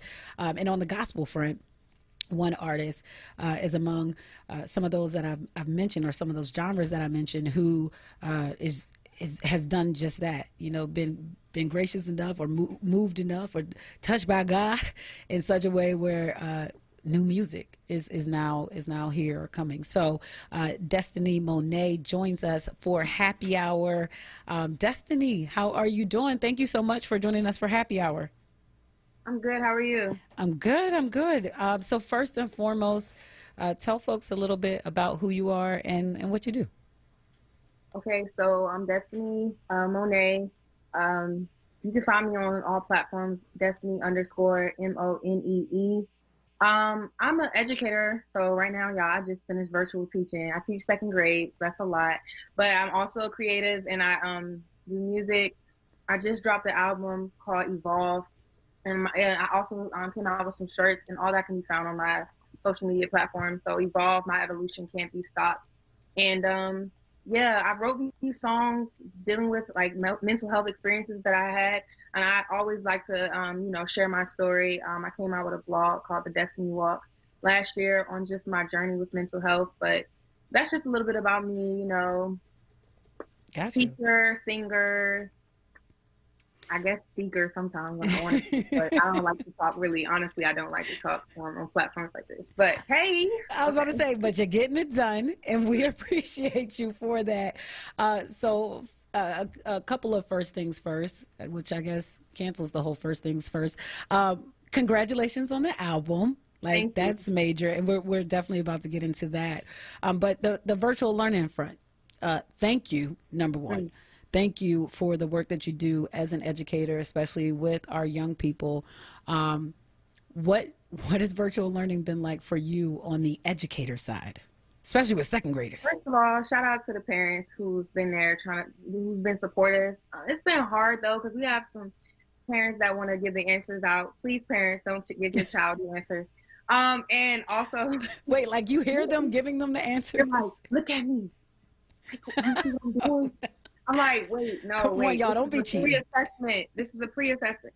So it's just been different with that. And then just making sure the kids mute the mic has been a lot. That was my problem today with the kids unmuting their mics on and off. But overall, I mean, I've been managing. I've been making it. This is my second week. So yeah. I don't, it's just different. I don't even know what it's going to look like when we actually go back into the school building, because this is something interesting. Yeah, I think like we definitely got to start having that conversation too. And I know for many of us that feels like a long way out, but it's always good to be proactive, because clearly we're in this situation because, you know, a whole nother situation of lack of proactivity that I'm not even going to go into. But yeah, like thinking about what is that going to be like returning to the in-person school setting. I feel like so much of it is going to an extent, it's reminding me of like how kids are when they come back off a summer break, right? You know, it's going to take at least like a good month for them to shift. They've been on a real long summer break right now. Real long. So like, what is that going to look like in the education setting? Second grade, how, in your opinion, based on what you're seeing, how are second graders like doing? They're doing okay, actually. I mean, I have to remind them to sit down sometimes, but we have like I came up with these virtual norms, so a lot of them are, I think this time around, because it's like the fall and we're starting the school year off, they're trying to be more serious. Like some of them coming on the screen with their uniform shirts and everything, because in the springtime when we like kind of just got thrown into it, the kids were like, wait, what? No, I'm not doing work. I'm at home. I'm at home. But I think now, because it's like more focus has been put on like how can we make virtual learning successful, and I don't know, the schools have so much more like procedures in place now that the kids are trying a little bit more, but it's still iffy. Some kids don't join until at the afternoon. I'm like, well, we had a whole morning class. It's going to take a minute. We all in this together, figuring this out. And I mean, it's an evolution, right? Like we're going through the ebbs and flows of evolving on a few different levels, whether personally, professionally, for many of us, spiritually, mentally, emotionally.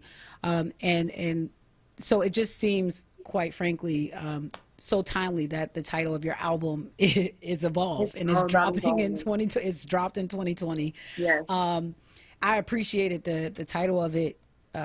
For one reason, personally, my brand, like the Sincerely Sarita brand, is built on 3 E's, and that's empathize, empower, and evolve. And out of those three words, evolve is always in caps, because that is like, for me, that's what this is all about, right? Like that's the life that we're living, is about evolution. You mentioned, you know, your mental health journey. Can you speak a little bit about that for folks who haven't visited the blog yet? Hopefully will, and who haven't necessarily heard the album yet. Speak a bit about your mental health journey and how you've seen your own evolution in that. Yeah, so like last year, the end of 2018 and going into all of like the first month of 2019, I had to be placed in a psych unit. I literally had so much anxiety, and like a lot of stuff was going on with me mentally that I didn't understand. And I one day just like passed out, and it was just so much. Like I was overwhelming myself with so much. And so I was placed in a psych unit, and then I was diagnosed with first generalized anxiety disorder, then bipolar disorder. So it was just a lot of this and that, and, you know, taking medication. I really didn't want to be on medication, so I wasn't really feeling that. But I did what I had to do to get my brain back a balanced level and just like made sure that I meditated and stayed connected to the word. Honestly, God helped me through it. Yoga, doing different meditation. I don't have to take medication anymore. Like, thankfully, like my psychiatrist will help me like wean off of the medication, but it's still like I'm always evolving in it because I noticed I kind of, because of that experience, I'm more aware of when I'm like my mental health, when I need to take self-care, and when I'm like not taking care of myself the best way I need to. And so like, and honestly, it comes up when like things are a big transition for me. So like this whole virtual teaching thing, I was like, you know what, close the computer. Cause I know that it's like a transition. So, and when I'm trying to transition to something, it takes me a minute to like grapple with it. But honestly, I've evolved so much from it. And my song Getting Better on my album, I talk about like how I used to be down and now things are turning around. So like, it's just like a growing process and it's just a part of my story. So I'm just thankful that I'm like not where I was last year, and then I'm continuously learning more about me. Like it's a self-discovery journey. So I know what things are triggering for me and when to take a step back and, you know, just take time for myself. So that's really been a great thing. Yeah, I mean, clearly, because even, you know, when you spoke to one of your triggers being like big change, I feel like that's all 2020 has been for all of us. And so to know like this time last year, had this happened, right? You know, the Rona and just all of these different things had that happened last year when you were in a different space. I'm sure that probably might have impacted you far differently than how you're managing it now. So shout out to growth, y'all.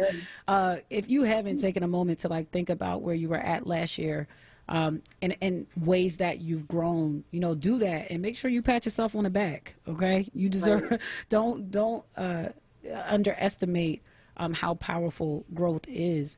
And so Destiny, with your transparency, I feel like that's so powerful. Because so often when we're talking about mental health wellness, it's like this inside thing you kind of tuck away, or, you know, you keep it private, and that is also perfectly fine in my opinion, so long as you get in the support that you need. For you, when did you realize that being transparent about your mental health wellness journey was something that was also tied to your art and tied to, you know, your calling in that way? Yeah, it's just therapeutic for me. And like when like things happen like with people that are close to me, if they're going through something, like being able to be a testimony and being able to say like you can get through this. And while I was where I was when I was in the hospital last year, I was writing songs. Like I wrote Unfamiliar Spaces last year, but we in an unfamiliar space this year. Like crazy. And I didn't finish writing the song until this year, but I started it last year. And it's like this, like the way that the message came all together, it's just like, oh wow, like this is like ever, like we're always got to evolve. And it's like things happen, unfamiliar things are happening around us all the time. And just like, and some of it's just like, you know, maybe it is familiar, but it's just like we're tired of it. And then it gets to a place where people are fed up, like, you know, with the injustices in the world. And so like it becomes a space where like now we're dealing with 2 pandemics and everything is just real. So I think my transparency is really, I believe it's good for me to be transparent. It shows in my music and just allows me to, I don't know, just be a testimony to somebody else. Because I've had people who share with me like, thank you, you know, for sharing that, because before when I was diagnosed, like last year, I wouldn't have been as transparent like toward the beginning of the year, but because I was kind of ashamed of it. But like I'm reminded that just because I was diagnosed with something, it doesn't define me. Like, you know, I know that God has called me fearfully and wonderfully made. So like in case someone else is feeling that way, like ashamed of where they are mentally, just knowing that, no, like you're great, like you're still moving, like the fact that you're moving through each day or that you're still here, that means that you have purpose. So yeah. Come through with the word, Destiny Monet. So listen, we're going to take a quick break, but loves the phone lines. Oh, we can keep going. Yay. Okay, cool. So we don't have to take a break. Shout out to Kayla J. But the phone lines are open, though. So feel free to join the conversation, 215-634-8065. Again, 215-634-8065. You can also call in toll free, 866-361-0900. Again, 866-361-0900. We're chatting with Destiny Monet. She recently dropped her album. It's titled Evolve, out now, and we're going to get into that in just a bit. But it's so interesting. And, earlier in the show, I opened up with a message, or at least every Tuesday, I try to open up with a message to creatives and to artists based on whatever's in my spirit that day. And so today it was about timing and kind of moving at your pace and trusting, your intuition and God's timing. And to hear your story right now that, Evolve really started last year, right? You writing songs and being in a psych ward and really kind of trying to start that journey or continue that journey of healing and mental health wellness empowerment. The timing of it all, that now the world is where it's at, and you have this body of work that is like so aligned with where we're at, I think speaks to timing. When was there a moment when, it really hit you that, okay, this album needs to drop this year? Was the plan to drop the Evolve album this year? No, my plan was actually to drop it like last year in the summer. But it wasn't finished and things weren't just going the way I wanted them to. So I was like feeling a little bit discouraged, like, dang, because the only song I released last year was Getting Better. Getting Better was the song. And then I kind of got discouraged because I only had like maybe 2 other songs finished. So as I moved into 2020 though, in like January, I came out with a song called New Things. And how God is making a way in the wilderness. But I didn't even know that we about to go into the wilderness. Oh, child, this the wilderness. And I was like, I came out with that in January, and then here come beginning of March, like we was really deep in the wilderness came, and I was like, oh, wow, okay, well, God really is He's gonna make a way in the wilderness. But it's just like we're still in the wilderness, but He's making a way even in the wilderness, because like the fact that we're still here and that we're still able to do what we can do, like, He's still making a way, even though it may feel like we're stuck. Yeah. He's making a way. So, yeah, I mean, once it hit like February, I was like, I did want the album to come out this year. So, I don't know. And then I just started writing more, and I wrote a song called Free Your Mind too. My sister helped me co-write that song. It's an interlude where it's just like basically talking about free your mind and just like basically with everything we're going through, just being able to like be transparent, open with God, like, God, I'm tired of this, but just like being able to free your mind and pour out. So yeah, you're right. Timing is real. Timing is real. Clearly, because I can't think of a better title for an album in 2020. It's just like, really, it's what we're doing. It's what we need to do. It's what's happening. It's just evolving. What's one of your favorite records off the album? I like Unfamiliar Spaces. My friend Ray Duggar, he's featured on it. I like that song because I just really like how it just flows, and I wrote it kind of differently. Like I didn't really start the way I normally would start a song, and I don't know, it's just very transparent. So what was that difference between how you usually start a song versus how you started this one? Like Unfamiliar Spaces, I started like it's very repetitive. It doesn't come in like the way I wanted to. Like it's just like I say unfamiliar spaces, like unfamiliar spaces, and then I go walking in, I don't understand, and then I go into unfamiliar spaces, back into the thing. But it just like shifts in and out of it. And I wrote that song while I was in the unit, so like I think it's really transparent because I didn't know how to finish it. At first I was like, I don't know what to do with this song, but and then like this year came out, and I still was like, I don't know if people are gonna like it, but it's really been like getting a lot of great feedback. Like people have been saying that they really can like relate to it, and I think it is really relatable to like being in an unfamiliar space like right now, or just in life, whatever you're dealing with. Like because unfamiliar things happen to us all the time, or things that we didn't expect to come up, and we're just like, wow, I didn't expect to get here. How did I get here? But just being reminded that like even in that, God is making a way. Like He's gonna make a way. It's gonna be a part of your story, a part of like change, honestly, because things that are unfamiliar or uncomfortable kind of bring about change. So, yeah. Child, that ain't the truth. Seriously. So, unfamiliar spaces, right? And kind of what you just spoke to of like, how did I get here, or what is going on? Trying to get your bearings. What was that? like for you, you know, in that time where you were in a psych ward and trying to, you know what I mean, like navigate this very unfamiliar space? Like, what was that experience like in terms of living it day to day? Yeah, I was determined I wasn't about to stay in there that long. I couldn't do it. But She's like, I gotta go. No, seriously, I was like, it was like, she waking up early. I was over here doing yoga. I said, you know, and I don't know, even within that space, I kind of brought joy to this, like, I don't know, it was different energy to the space because they weren't really playing music that much in there. And then they were like, they realized how much I like music. So they started like playing music at night, and the people and the patients was like vibing out. So people were like, they were like, oh, this is good. Like, they need to play music more. And, you know, hospitals make it more welcoming and stuff. Nobody wants to feel depressed while they're in the hospital. Like, right. My sunlight in my room is beaming. But that's God shining on you, honey. I'm here for it.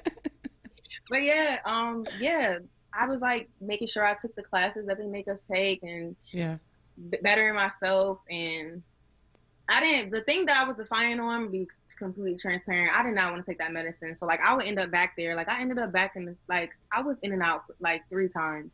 They were like, if you don't take your medicine, you go back here. I would not take it. I would leave and I'd be like, yeah, I'm gonna take it. And then I didn't take it. Then I wasn't sleeping again. And then I'm over here, like my mind is not functioning right, going back through the same panic attack stuff and everything going on. And I was like, dang, I probably should have listened until I got myself together. But eventually I got it together and was like, okay. And my pastor was like, look, I know you don't want to take it, but medicine doesn't have to be bad. Like, if you need it right now, then I need you to do what's best for you mentally, you know? So wow. I listened to, like, you know, wise counsel around me, and I finally got it together. And I think even, like, take medicine, just being mindful, like, to stay connected to therapy and, like, self-help group, or even listen to, like, podcasts, because I know everyone can't afford therapy. Yeah. We don't talk about it enough. People always like, go get therapy. I'm like, some people can't afford that.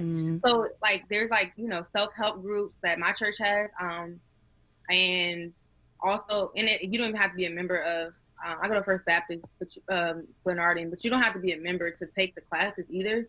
So just like always being like connected to some type of self-help group. I'm connected to one right now, so that's been good. And even listening to podcasts, like there's one called The Rooted Life or something like that on the podcast, but it's a Christian podcast.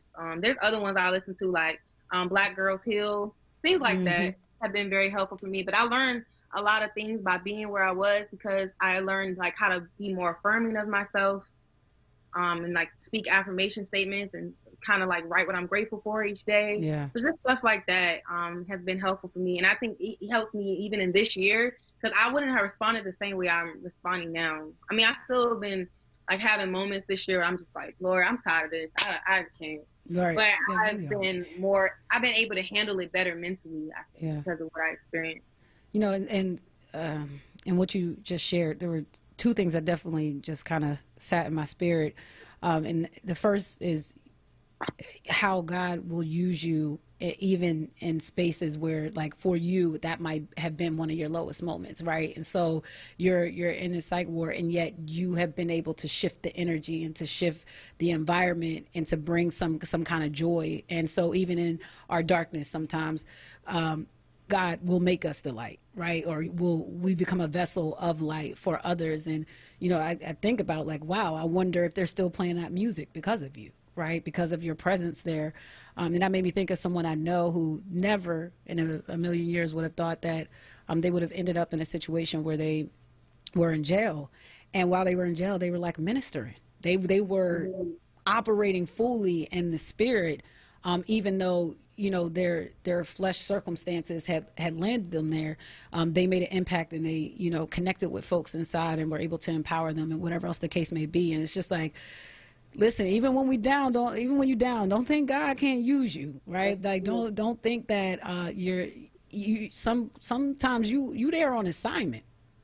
It might not be what you thought it was going to be, or look how you thought it might look, but that doesn't mean that you can't be used and there's not an assignment. And then also you mentioned your pastor, you know, being that wise counsel and kind of making sure you saw the bridge between your spirituality and medicine, that it doesn't have to be either or, but, there's an intersection of the two that can happen. Salute to him for that, because I think, I do think, religion has played a part in, specifically in our community, why we kind of reject medicine, right? We try to pray it out. Right. Like, just pray it out, go to the Lord in prayer, something going on. We need more support. Right. Like, no, I need a little bit more than that too. So I'm thankful that you shared both of those, or all of it, but definitely those two pieces. So Evolve, before we got to get ready to get out of here, what do you ultimately hope folks get from listening to this album? I just hope that they understand, evolving is a continuous process, and just to be reminded that each day get better. Like, the last song on the project is getting better, but it's just like, I think that's good that it's the last song of the project, because it's like a reminder that it's not I'm better and that's it. It's I'm going to continue to get better. So like, whether it's learning more and shifting where you, like, how you think and being able to love people better, or how you operate in your job, or how you operate just in general in life, like continuing to evolve. And I think it's powerful as a nation and as like a community, that we got to continue to evolve, because we can't stay stagnant in how we've been doing things. And also, just for anyone who's going through mentally, just a reminder that you may not feel good, but like, you're not where you used to be. And like, even if you have a moment where you're not feeling the best, to continue to affirm yourself and know that it's going to get better. Yeah. All right, loves. This is Destiny Monet that you're hearing from her new album, Evolve. It's out now. Destiny, let folks know where they can find you at, follow you at, and listen to the album as well and support. Awesome. Yeah. Again, it's Destiny, the regular way, DESTINY, and Monet is MONEE. To find me, Destiny_Monet. That's on Instagram. And on YouTube, you can also find me, Destiny Monet. The project Evolve is on YouTube. It's on Spotify, Apple Music, Tidal, all the streaming platforms. So definitely go check it out. All right. And I'm going to share some links in the Facebook live stream. I'll share her Instagram and also a link to the album. So if you're tuned in over on Word TV via Facebook Live, you'll be able to access those links instantly. Okay. Destiny, thank you so much for joining us for Happy Hour and sharing your story. Thank you for having me. Yeah. All right, loves. It's Talent Tuesday. We got to get ready to take a quick break, but phone lines are open. Feel free to call in. Let us know who or what you are thankful for today, because it's Thankful Tuesday. 215-634-8065 and toll free 866-361-0900. If you're tuned in on the live stream, go ahead, drop in the comments. Let us know who or what you are thankful for. I'm your host, Sincerely Sarita. This is Happy Hour on WURD Radio. We'll be back after these messages. Want the latest in Word swag? Check out the shop tab on wordradio.com. Hoodies, tees, and more in a variety of colors. The shop tab on wordradio.com. Show the world that you're all about black. Talk Media. Always Best Care is a great place to work. Flexibility, leadership, purpose, great benefits. There's never a dull moment. Diversity, inclusion, compasión. We love our jobs. If you're looking for a great place to work, you can join our compassionate Team Green. You can apply online at teamgreenabc.com or call 267-909-9248. Teamwork makes the dream work. Be heard. Want another way to join the conversation? Follow us on social media using the hashtag onWURD. Be heard. Stay connected to Word Radio. Independent Black Media. Family Therapy Vignette Moments with Dr. Lucille Ijoy. Come on out and become a Word Radio member one by one.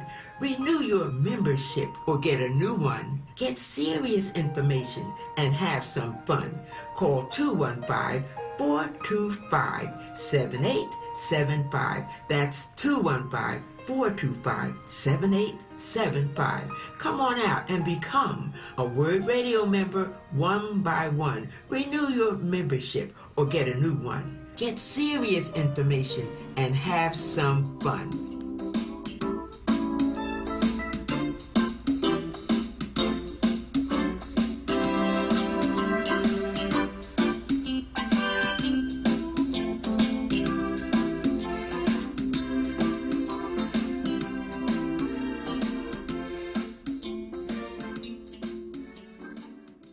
Dietz & Watson has been making premium meats and artisan cheeses for over 80 years. And when it comes to stacking sandwiches and party platters, they've got something for everyone in the family, like maple honey turkey breast, American cheese, buffalo chicken, and more. So get to your local deli and taste 4 generations of family recipes. With Dietz & Watson on the table, you'll have everyone coming back for seconds and thirds. Dietz & Watson, it's a family thing since 1939.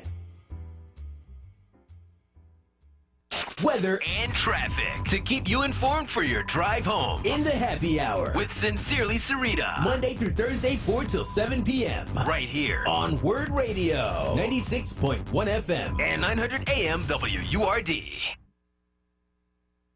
Lifting every voice Till earth and heaven ring. This is Word Radio, 96.1 FM and 900 AM WURD Philadelphia. Black Talk Media.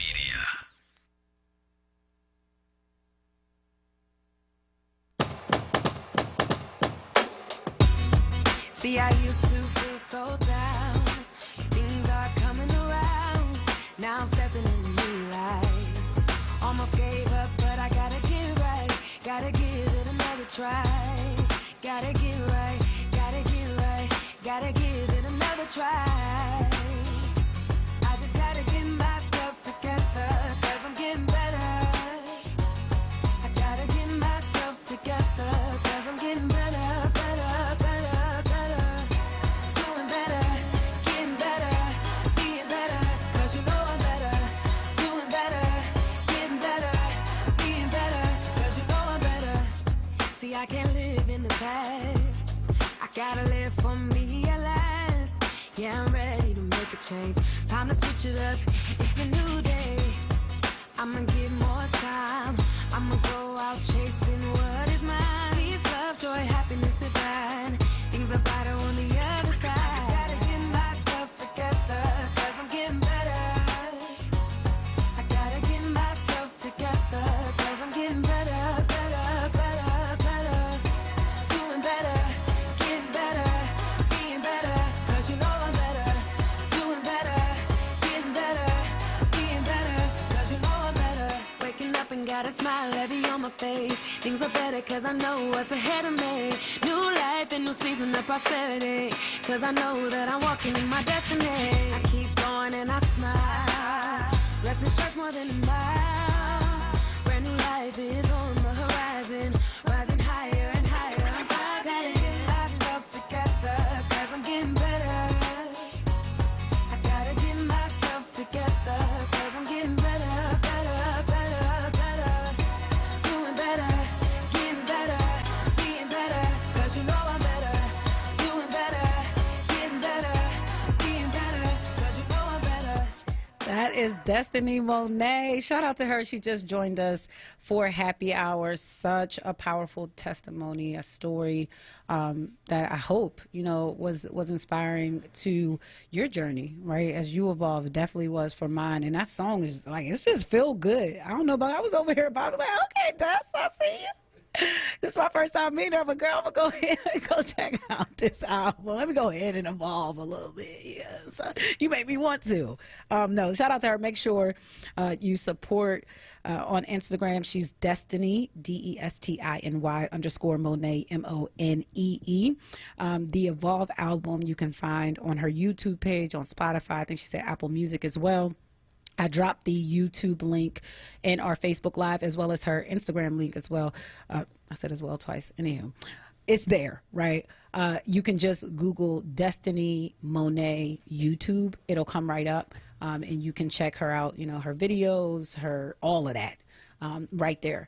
We have some callers on the line. I want to shout out Rosalind over on Facebook. I'm going to touch on some of the comments she shared, specifically around young people and, their artistry and protecting it, nurturing it, all of that good stuff. But first, let's go to the phone lines. I believe we have Woody on line 1. Hey, Woody, thanks for calling in. What's on your mind? Hey, how you doing? I'm good. How are you? You're continuing to improve and enlarge your experience as it relates to people. The more you give, the greater you become. That's true. So I appreciate that. And the young lady, Destiny, who was on, yeah, I really appreciated her conversation, even between the customer. I had a doctor in my chair, and she was getting her eyebrows art. So, I had to really kind of listen with one ear, but let her know I'm paying attention with the other, because, when you're doing something like that, you really got to pay attention. But I could not help this. I wanted to share this with Miss Destiny. It's really short. It's called The Preparation for a Special Moment in Time. It says the preparation for a special moment in time is to be free of all poisons of the mind, body, and spirit. By preparing to touch this moment inside of ourselves, we then can travel on that never-ending journey outside of ourselves. This is the true way of cleansing ourselves to experience the gift of God's freedom. This is the moment that turns on the key of your life to peace, love, and tranquility. This formula becomes the roadmap to our destiny, and it will keep us on the right path to that one point that is God. And I always put at the end by me, Robert Woodard, P.S. I'm just me, a part of the I am, because it comes through you, and it wasn't you directly. You were used as a tool to bring it through. So something is much, much greater than us. I choose to call it Creator. And I want to make sure that everybody else knows that you're helping a lot of people open up the door to who they are as individuals. And I always ask myself and others, who is the me that I am? If you ever asked yourself that question, you should try. And probably next time I'll share that with you. But I did want to share that with Miss Destiny, so thank you for having her on today. Yeah, thank you for those words that you just shared, Woody. I had to, for folks over on Word TV, you probably saw me closing my eyes as he was reading, or I'm not sure if he was reading, he may have that memorized, but as he was sharing that message, I just had to kind of be in that moment and take it in. And one of the ways that I do that is closing my eyes, and that allows me to visually block out anything else that's happening so I don't get distracted. And I just have to say, Woody, that message is even very timely for me right now. And I just received that as confirmation that, certain changes and steps that I'm making in my life is for a time and a season. And I'm gonna keep going. And I'm just so thankful in this moment that God is filling my cup, and I hope yours is being filled as well. So much so that it overflows, that you got some extra to pour into someone else as you continue to go about your journey throughout this week, this day, this year. We're going to have to continue, and I mean, this is just in life in general, but continually refill our cups. And next time Woody's on, I'm going to have to ask him what he does. He said something about doing eyebrows, and I don't know if y'all can see, but my eyebrows are a hot mess. Hot mess. But listen, I'm out here. I'm operating in my purpose with these bushy brows. Anyway, shout out to Woody. That question, who is the me that I am? That's something to sit on. Who is the me that I am? Meditate on that. Thankful Tuesday. Want to get back to Rosalind. I'm not sure which one it is. Forgive me. But she's been lighting up the comments over on Facebook Live, sharing her story. She started just, of course, with, Kayla J. She wants you to put that whatever you had popping yesterday for Labor Day.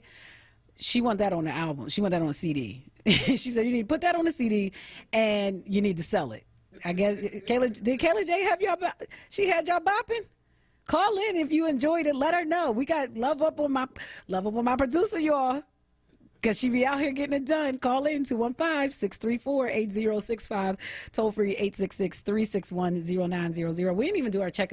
That's fine. We're going to get to it. Unfortunately, our 6 p.m. had an emergency, so he's not able to join us, but we will make sure we get him back so that you all can hear a bit of his story. But yeah, Kayla J., she said you need to put that on there.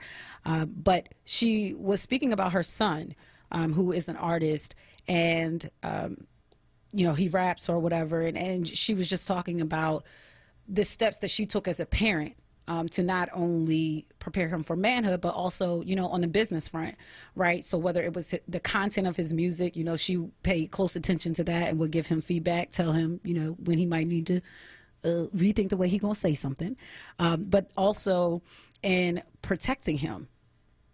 She said, especially for the young artists out there, if you're not sure what to do and you don't know how you're going to promote yourself, please basically don't sign any contract. Like, don't get into any contractual obligations, because they can be very damning to your future, right? And so she said that was something that she was very proud of, that she advocated for him, because, you know, there were instances where in rap music in particular, they'll try to give you 10% and then take 90%, as she put it, or they want to give you 30 and they take 70. And she said that happened to her son, or that didn't happen to her son because she didn't allow it as a mother, right? She said no, and no means no. So she was mindful of, you know, nurturing his artistry, but protecting his artistry, right? Doing both of those. And it sounds like really teaching him how to do the same. And I think, once again, that just speaks to the role that each of us has in the community for the generations before and after us, and how we can make sure that we get in every cent of our worth. Every cent of our worth. When you think about our culture, the culture, right, and how many folks have tried to co-op or just flat out steal or appropriate the things that we produce. And many of us that's just what we do, right? That's just what we do. But they'll take it and then won't pay us our due, right? Won't pay us what we're worth, or push us out of systems so that we can't possess ownership of our own creative content. And so I appreciate Rosalind speaking to that. Speaking about the importance of it. And she said she would listen to the promoters, and when they would finish, she would say no. And they would say, you know, he's a grown man, he's over 21, I can make him rich. But she still made sure she spoke from, you know, a place of wisdom, it sounds like, and also as his mother, and saying, like, that's not in his best interests. And so definitely I want to piggyback that for our artists out here. Have no shame in moving in your best interests. Like, you know, value your relationships, move with integrity, but ain't nobody gonna put your best interests at heart like you are. And should you find folks, and I'll say probably a few folks, that will really have your best interests at heart, hold tight to them, right? Because that is very hard to find, and really nurture those relationships so that they evolve over the years. But please don't let these folks. Don't let these folks, and I'm talking to myself too, you never know what's going to happen and where your career is going to go. But your best interests are just that, your best interests. And there is nothing wrong with protecting it, and making sure that there are boundaries in place so that other people know to respect it. Okay? Just going to say that. But anywho, Kayla J, didn't even get to check in with you yet. So first, how are you doing? How was your weekend? Because it was a long one. Did you enjoy? What'd you do? Yeah, no, I'm good. Really, really enjoying the show today. Just sitting back. You know, usually I'm like so heavy in producing it, and I'm still heavy in producing it, but really able to listen and enjoy today, and I'm enjoying it. So kudos to you for sure, Sarita. But my weekend was good. As you asked that, I'm old. I can't even remember. Like, what did I do? Saturday, I know. Friday, Okay. Saturday, Yeah. Sunday, Monday? I know exactly what I did. I played a video game all weekend. I'm really into gaming. It used to be a really secret of mine that I didn't tell people because I wanted to seem really cool. But I really love playing video games, and I started playing this horse racing game this weekend. And it has given me a new love of horseback riding and just watching horse races. And I'm really into it. I'm really into it. My mother laughed at me. I played it until 3 a.m. on Saturday. And all day Sunday after church. But yeah, so my weekend was real good, real chill. Learned a lot this weekend via that game and some other games that I was playing. And then yesterday jammed out with my WRD fam for Labor Day during our normal time slot. I told them that some people called and said they missed my partner, and I missed you too, Sarita. But I appreciated all y'all that tuned in and listened. We had a good time. I did a little different of a playlist that I would usually do on the holidays, and I'm happy to hear that it was well received. That's what's up. That sounds like a good weekend. I missed y'all a little bit too. I ain't gonna lie. I missed y'all a little bit. I wasn't mad about the day off, but I missed y'all. I did miss y'all. What I do this weekend?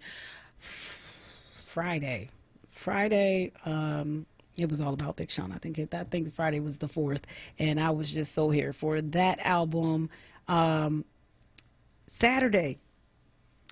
All right, so I can't give too much of it away because when you find a good thing, you gotta really enjoy it first before you give it to the people. So I can't only give but so much information at this particular point in time. But I mentioned this on air before.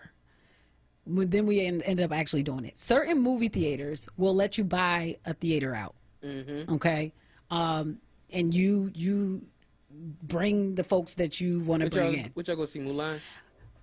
No, because my pop culture, honey, they are boycotting Mulan, and I'll tell y'all a little bit about that. We can get into that, but they boycotting that. So Mulan. No, I didn't, and I'm not going to go see Mulan.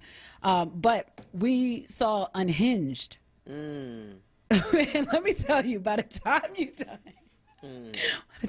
done watching this movie, right?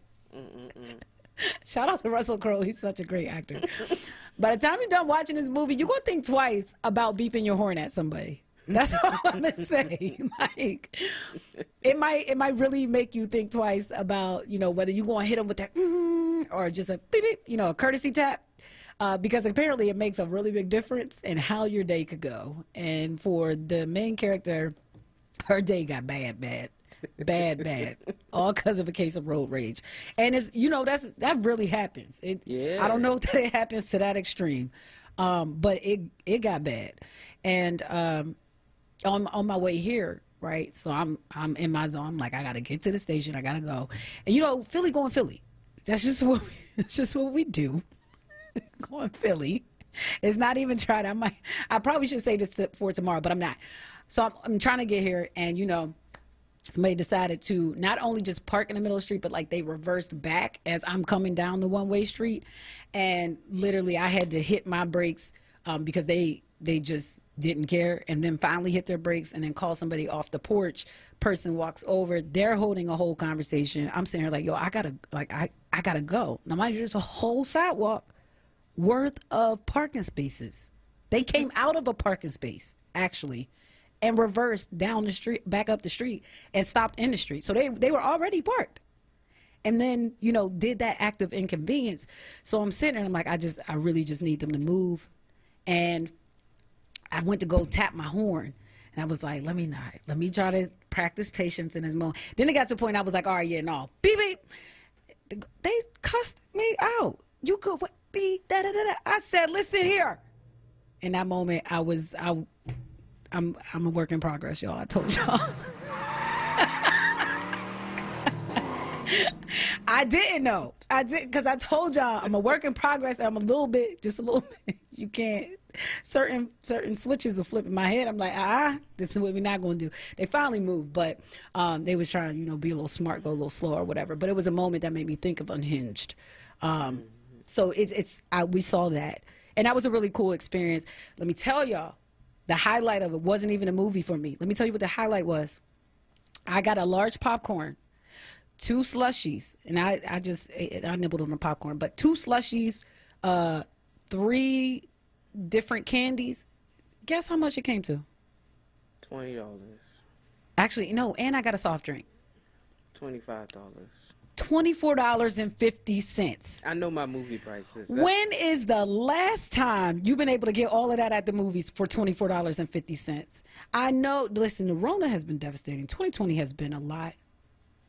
I do think there are some things we need to make sure carry over when we come out on the other side. And quite frankly, these movie prices are one of them. The movie food prices are one of them. Fat Kid in me was like, oh my gosh. And I was kind of mad that I couldn't even partake of everything because I'm on this fitness situation, but it was great. It was great. I enjoyed the movie that much more because I only paid $24.50 for it. I'm like, oh hey, what you need? Kids we give me, yep, go ahead. So shout out to that. I don't know how we're gonna go back because the day I walk back in there and large popcorn is not $5, I'm really gonna have an attitude. I'm gonna really have an attitude. That's all I'm saying. And then what else did I do? Lovecraft Country, that was on Sunday. I watched that. Jordan Peele is amazing. That's all I'm gonna say on that. I know some folks are just not feeling it, or they don't understand it.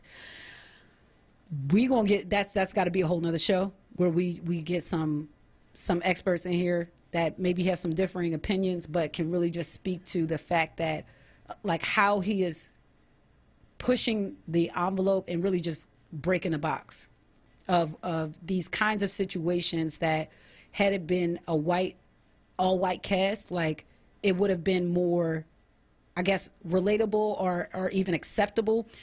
But because it's not even all black cast, but because it's a black focused film, I'm seeing a lot of our folks struggling with connecting with it. And I feel like the big thing about it is just that we are in something, a genre of film or TV that we would not typically be in. And he's making it so us, like he's doing it so, like, just something that I feel like we could relate to.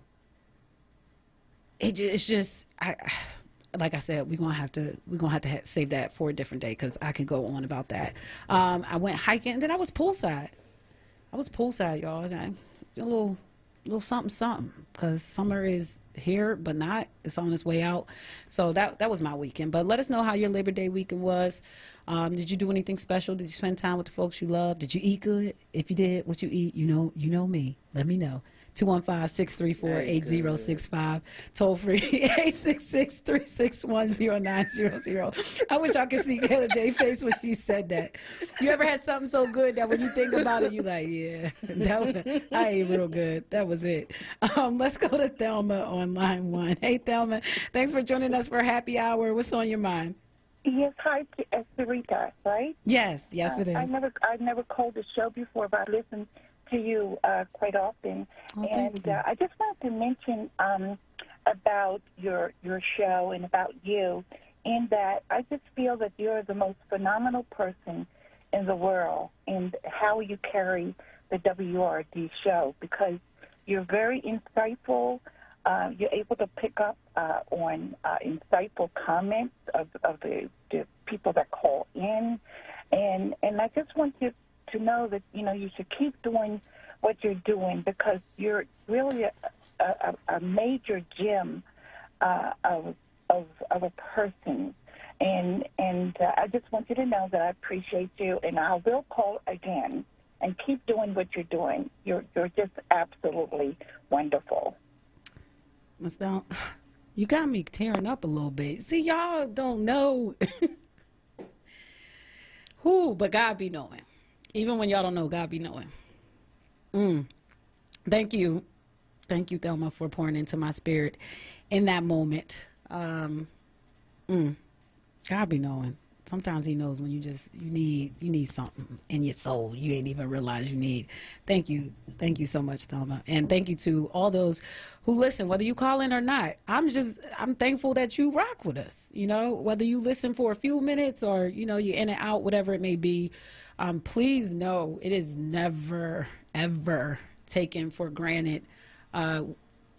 You making that decision to turn to 96.1 FM or 900 AM or tune in on Word TV on Facebook or YouTube or the Word app or wherever. It is not taken for granted. And Kayla J and I, she competitive, y'all, so she be looking, she be paying attention to other shows and stuff. But like, we really do. We're committed. We're all in with what we feel, and we're both spiritual. What we feel God has called us to do with this platform, with this show in particular. We both, earlier on when we started this, had this conversation because we knew the show was going to be happening. And when we found out we were working with each other, it was like, and it just all aligned. So to be here now in September, and the show kicked off, mid-January, I think, to get calls like that or emails or, comments is really like just affirming that God be knowing what he's doing. We just got to trust him and show up in that space fully, authentically, and ready to do the work in excellence. So again, thank you. We got to take a quick break. But when we come back on the other side, we got some pop culture, pop culture picks. Kayla J got them, I got them. And so we're going to talk a bit about that. If you have, some pop culture picks, something you've been seeing in the headlines or whatever, feel free to call in and join the conversation. It's also, again, Thankful Tuesday, 215-634-8065 and toll free 866-361-0900. I want to know who or what you are thankful for. Y'all know we practice gratitude around here, okay? I'm your host, Sincerely Sarita. This is Happy Hour on WURD Radio. We'll be back after these messages. A job is about a lot more than a paycheck. It's about your dignity. Under my plan, 50% of emergency small business relief would be reserved for the smallest businesses to recover from the economic mess we're in and to rebuild the economic future our country deserves. We can't just build back to what it was before. We have to build back better. If we truly want to reward the work in this country, we have to ease the financial burdens of care that families are carrying. To start, every 3- and 4-year-old child gets access to free high-quality preschool, and low- and middle-income families won't spend more than 7% of their income on child care for children under the age of 5, advancing racial equity across the American economy, building wealth for families of color, building a future worthy of their courage and their ambition. Just imagine if we could truly unleash their full potential. I'm confident we can do this. I'm Joe Biden, candidate for president, and I approve this message. Paid for by Biden for president. Word Radio, 96.1 FM and 900 AM. WURD. The Word Radio newsletter, keeping you informed, engaged, and connected. Sign up by visiting wordradio.com. Scroll to the bottom of the page and type your email address under Connect with Us. You'll receive the latest information on Word Radio, messages from our president and CEO, Sarah Lomax Reese, exclusive articles and multimedia content, and resources. Stay informed with the Word Radio newsletter. It's Happy Hour With Sincerely Sarita right now on Word Radio and wordradio.com. I love Tammy's mama's peach cobbler. Come on. I even love a Martin rerun. I love turtlenecks in December. Yes, I have the sunsets when it's done. Let's go. But soon these fade like flowers. And council culture quick to tell you you're through. Yeah. But from the manger all the way to the grave, you love me like cooked food. That's why I gotta have you. Make me as happy as I can be. Your love is a guarantee. In a world of changes, you and I together stay on my mind. You are the truth and the light.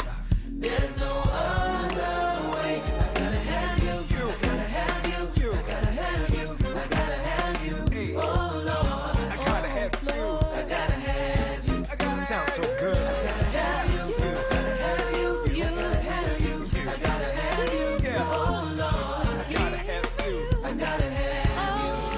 Second person. Look at how you turn my world inside out. I'm loving what you're about. You won my faith 'cause I saw it. You picked my life up again and still became my best friend. Hallelujah. Now every day I gotta have you. I gotta have you. I gotta have you. Oh Lord. I gotta have you, Father. I gotta have you. Hallelujah. I gotta have you. I gotta have you. I gotta have you. I gotta have you. Oh Lord. Forever and a day. I gotta have you. Yeah. If you took your love away from me, I don't know what I would do. I'd be lost. Ship without a sail. See, there's a giant hole in my heart that can only be filled by you. You don't know he's all you need until he's all you have. Come on. I gotta have you. I gotta have you. I gotta have you. I gotta have you. Oh Lord. My soul I cries. gotta have you. I never wanna run out. I gotta have you. I gotta have you. I gotta have you. I gotta have you. Come on. Oh Lord. God, I gotta have you. I gotta have you. I gotta have you. In the fall, I gotta have you. in the I gotta spring, have you. I was I gotta lost. have you. Now I'm free. Oh Lord. Oh Lord. I gotta have you. I gotta have you. I gotta have you. Monday. I gotta have you. I need you. I gotta have you. I need you. Even Thursday. I gotta have you. I gotta have you.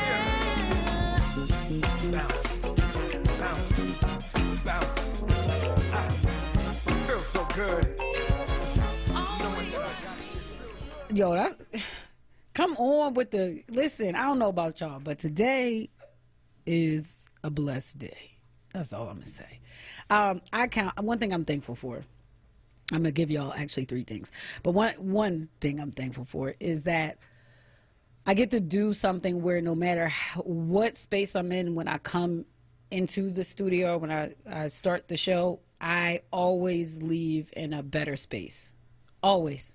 There's literally never really been a time where I've left or ended the show and, went to go about the rest of my evening and didn't feel uplifted or, some form of joy or whatever else the case may be. Like, I count that as a blessing because I know what it feels like for that not to be the case. There have been jobs I've had where I've gone into it miserable and I came out of it miserable. Like, I'm just being honest. There was no kind of nurturing or pouring into me that particular job had to offer.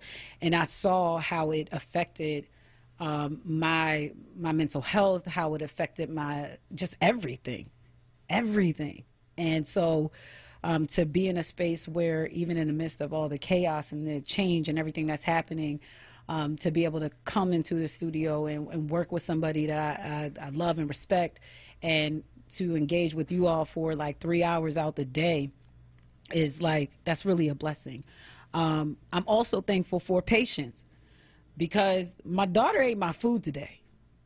And if you know me, then you know like that is a violation. Okay. That's a violation. And she's like, I feel like she knew, but she wanted the salmon.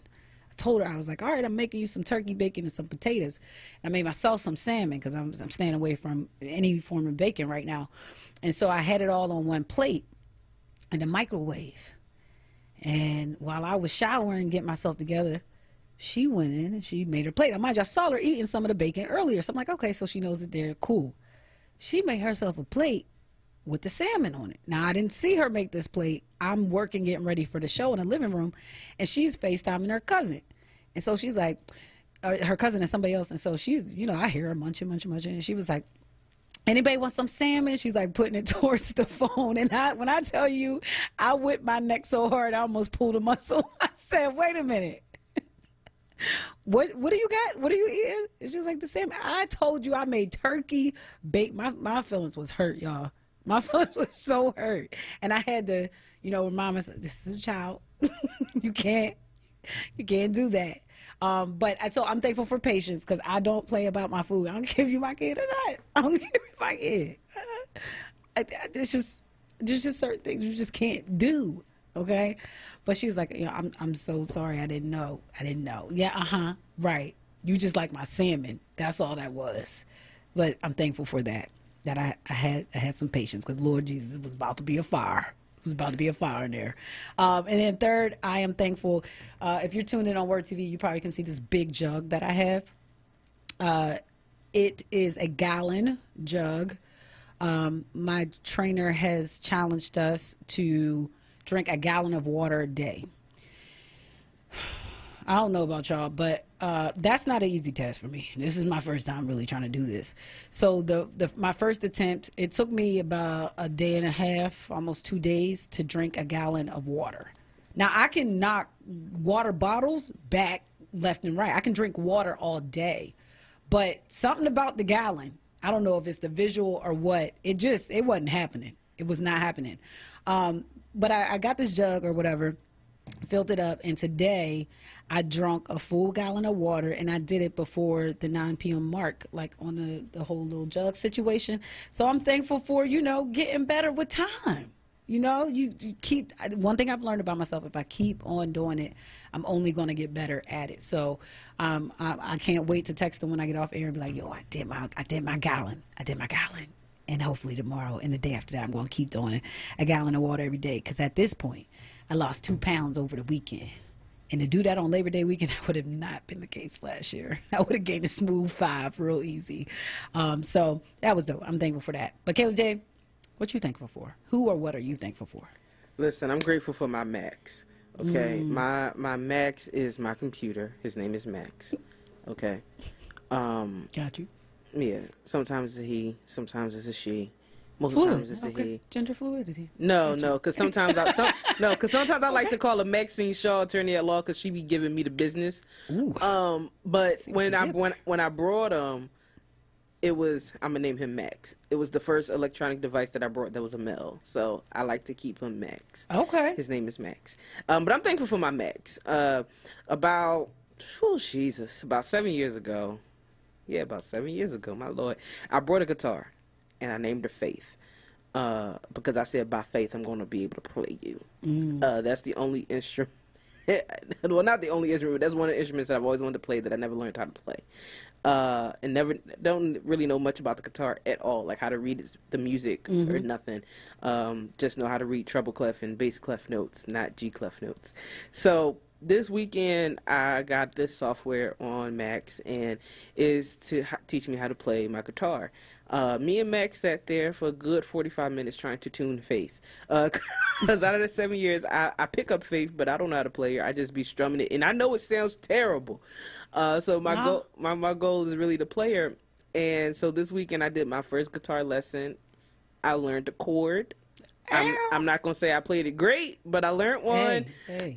And that's what I'm thankful for. I'm really thankful for Max, because since I got Max, him and I have been able to do amazing things. I've seen my life just changed tremendously, and he was my first big purchase as an adult, and it made me feel really good. Shout out to adulting and investing in yourself and your future. Shout out to Max. That's his name, Max. Shout out to Max and Faith.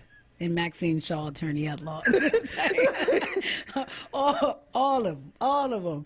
Loves, call in. Let us know who or what you are thankful for. 215-634-8065. Again, 215-634-8065. You can also call in toll free, 866-361-0900.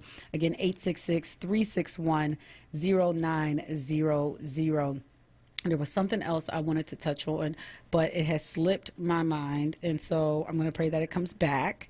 But in the meantime, we're going to keep it moving. So, and that's how we say it in church. And we're moving.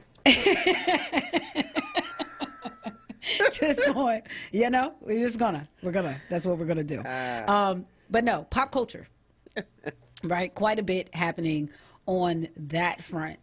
So I'm gonna give my top pick.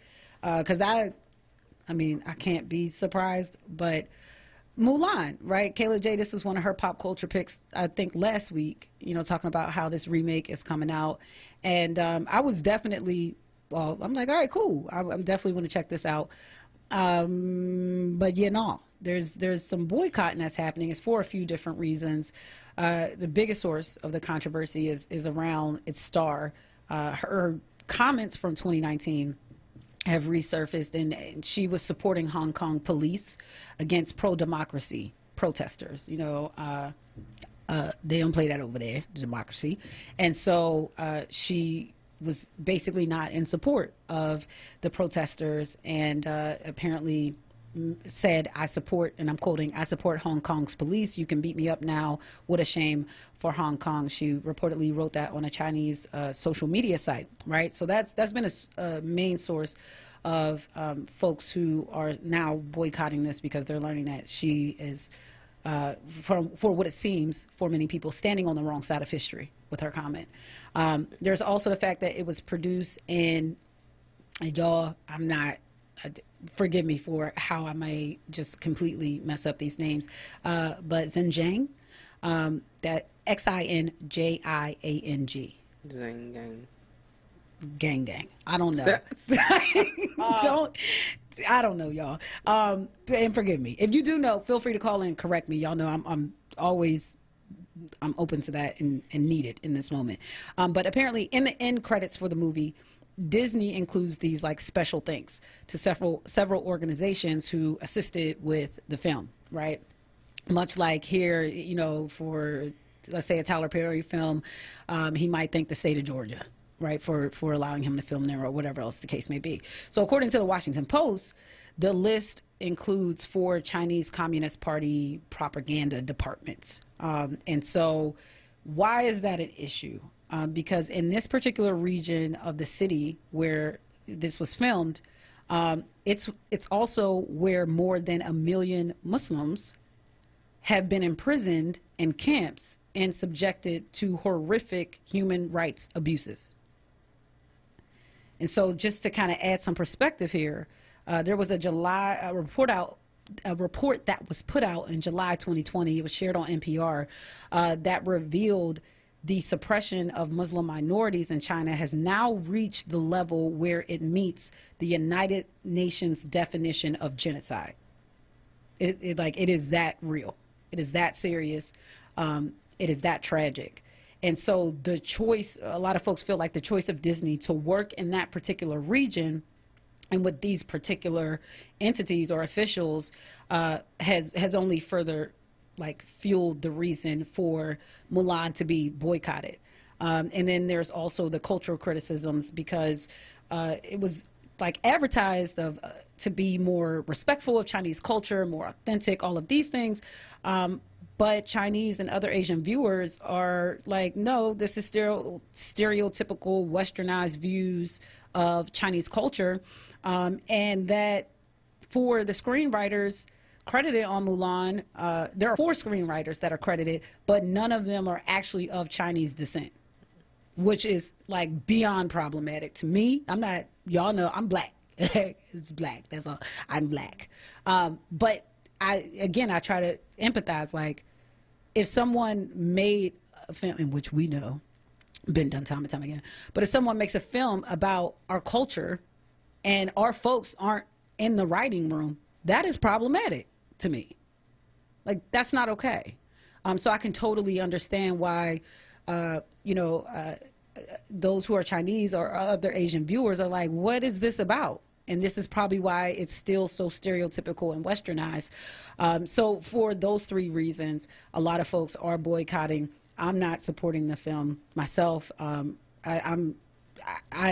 know far too many folks, and even if I didn't, far too many folks who are Muslim, and there's no way I'm about to knowingly support something that is fueling or in any way contributing to their genocide. That's just not okay to me.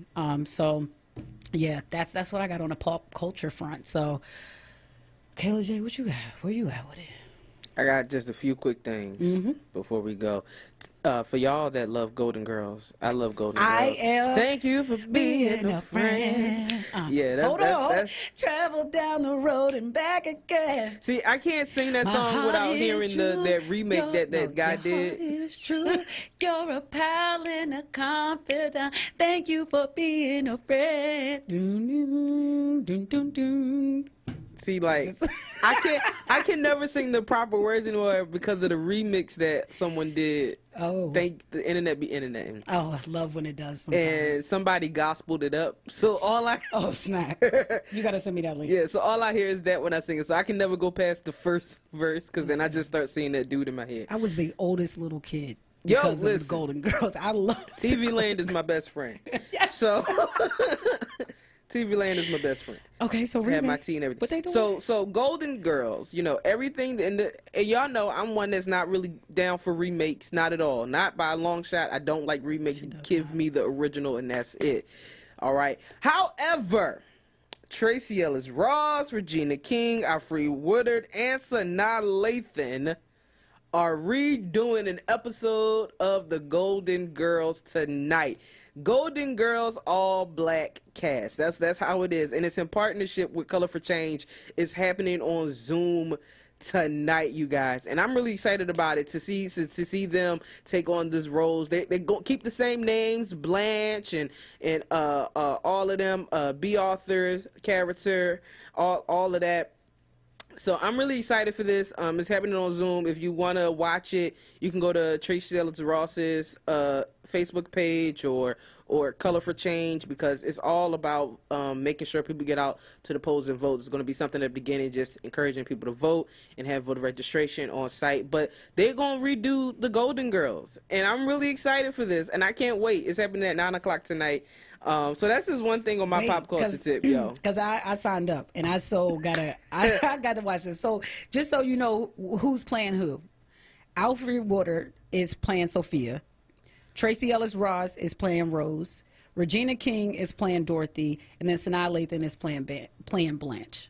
Yeah, I would have had Regina King play Blanche, but it's all right. Yeah, I'm trying to. Yeah, I'm definitely interested to see how they do. I feel like Regina's going to be fine. Like, yeah, Regina's going to be fine. All of them are going to be fine. Yeah. I am so proud of this cast. This is a dope cast. I'm interested to see Sanaa Lathan as Blanche. Yeah, I wouldn't have thought of her for Blanche. And me either. I would have gave her B. Arthur's character, Sophia. I'm gonna be honest. I don't even know that I would have thought of her for this. I might have thought of Taraji. Yeah. Because Taraji would have gave it that fire. That fire. Taraji would have definitely given it that fire. But I think that's why this could be like really dope, because I want to see what Sanaa do with it. I want to see what she does with this. So that's like my top pick of the week. I'm really excited about that. Before we go to break, I want to tell you my second pick. Janelle Monáe, our girl Janelle Monáe. She dropped a new single today called Turntables, and it's a prequel. That's the way I'm gonna say it. A prequel to her documentary that's going to drop tomorrow on Amazon about voter suppression. It's called All In: The Fight for Democracy. So I'm really excited about this. It's gonna stream on Amazon. Janelle Monáe, y'all know she's always down for the culture, always down for the cause. That's the whole reason why she wear black and white outside, because she said that's what we wore back in the day in a subservience. So she is serving us, and I really appreciate Janelle Monáe and all that she does for that. So those my two top. I know we got to go to commercial break. I had another one, but I can save it for y'all. Y'all can follow me on Instagram or something for it, because I know I'm gonna be purchasing, so it don't even matter. Well, we're gonna take a break. When we come back, give it to them. All right, man. Yeah, we're gonna do that. If you're tuned in over on Word TV, I dropped the link for the Golden Girls remake sign up in case you want to check that out. I'm going to find this link for Janelle Monáe, what she got popping, and drop that in there as well. But, you can always just Google or go to their social media sites, and they got all of that stuff there. Okay? Anywho, open mic night. If you are a singer, a rapper, a lyricist, a poet, call in so that you can perform live. 215-634-8065. Again, 215-634-8065. Toll free, 866-361-0900. Again, 866-361-0900. This is Happy Hour on WURD Radio. I'm your host, Sincerely Sarita, and we'll be back after these messages. Take just one more step. You got it. You're doing great.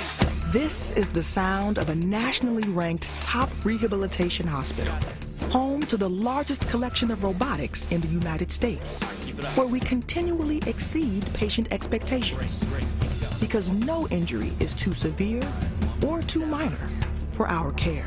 There you go. This is the sound of success. Moss Rehab. Challenge accepted.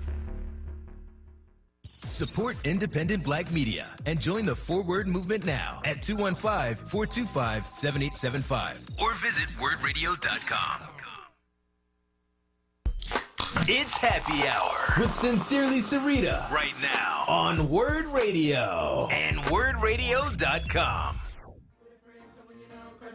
Right through the night. Someone is lost, stuck in the dirt, buried alive. Buried alive. Maybe someone who rather than dreams, living a lie. Hallelujah. This is for them, immigrant alien, they died.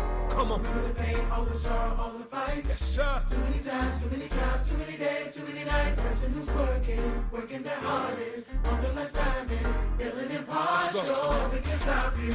Nothing can stop you. Nothing against you. It will not prosper. It won't prosper. You can find healing. Healing. Down at the chapel.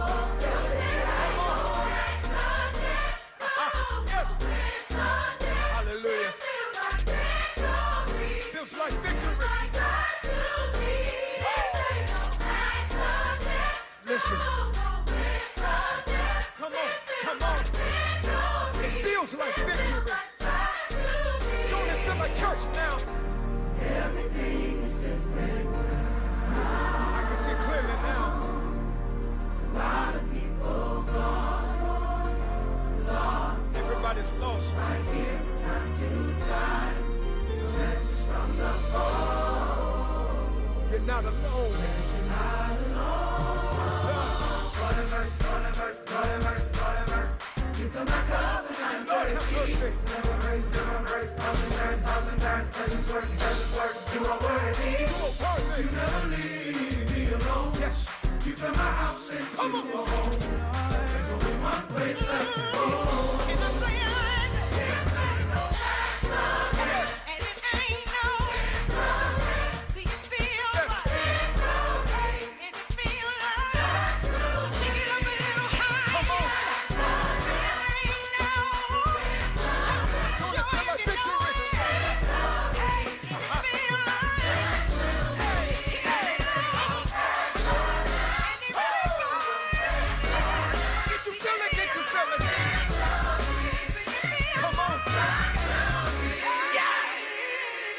Kayla J taking us to church today. She helping me to not be a heathen. You're back listening to Happy Hour on WURD Radio, 96.1 FM, 900 AM. Thankful Tuesday, Talent Tuesday, all of that good stuff. Prior to the break, we were giving you some of our pop culture picks. Cynthia, she said, everything you just said is problematic. I'm guessing that was in regard to the boycotting of the Mulan movie.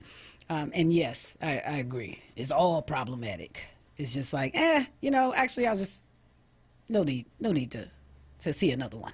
No need to see a remake. But Kayla J had another pop culture pick. So yeah, let's just go. I just got one more, y'all, because I be on it when she say pop goes to culture. I want y'all to know everything that I be following, because I don't post about a lot of it. But Joe Biden, Kamala Harris merch officially goes on sale tomorrow. And they stepping out. I'm sorry, they just putting a whole lot of campaigns to shame. They reached out to some of the best fashion designers and jewelry makers to do their merch. And one of the fashion designers is Vera Wang, as well as Jason Wu, Jonathan Cohen, and Lizzie Ferdinando. And they got jewelry, they got hats, they got shirts. Everything's $20 to $60, right? And I'm just saying, they put out some of the merch that, what it looked like. And all of it don't even say Biden and Harris. They got this little cute little necklace, that say 2020 or whatever. Is this the Believe in Better? Yes, and that's the Believe in Better, and it's called the Believe in Better collection. Oh yeah, some of it. The majority of it doesn't have like either one of their names on it. Yeah, so it's just like regular apparel. And I'm like, okay, this is when the whole girl, I'm not Kayla J, but this when the whole girl come in like, how many times can I say I purchased something from Vera Wang for under $1,000? Listen, I'm just saying. When Kayla J told me that before we got to the price, she was like, yeah, they got Vera Wang. And the first thing I said, it better not be no Vera Wang prices. Like, I know that I want to purchase something just so I can say I got something for Vera Wang that was $20, $30, $40, $50, or $60. I'm just saying. I mean, dollars. You know that's when you try to say, I ain't got that. I ain't got dollars. Okay, I got dollars. I'm just saying.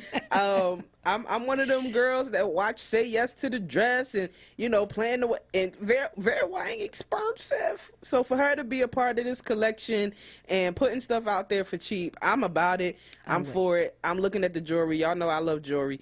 So I was like, commemorate 2020. We may have stayed in the house, but guess what? Lives still changed. All right, I'm looking at this. All right.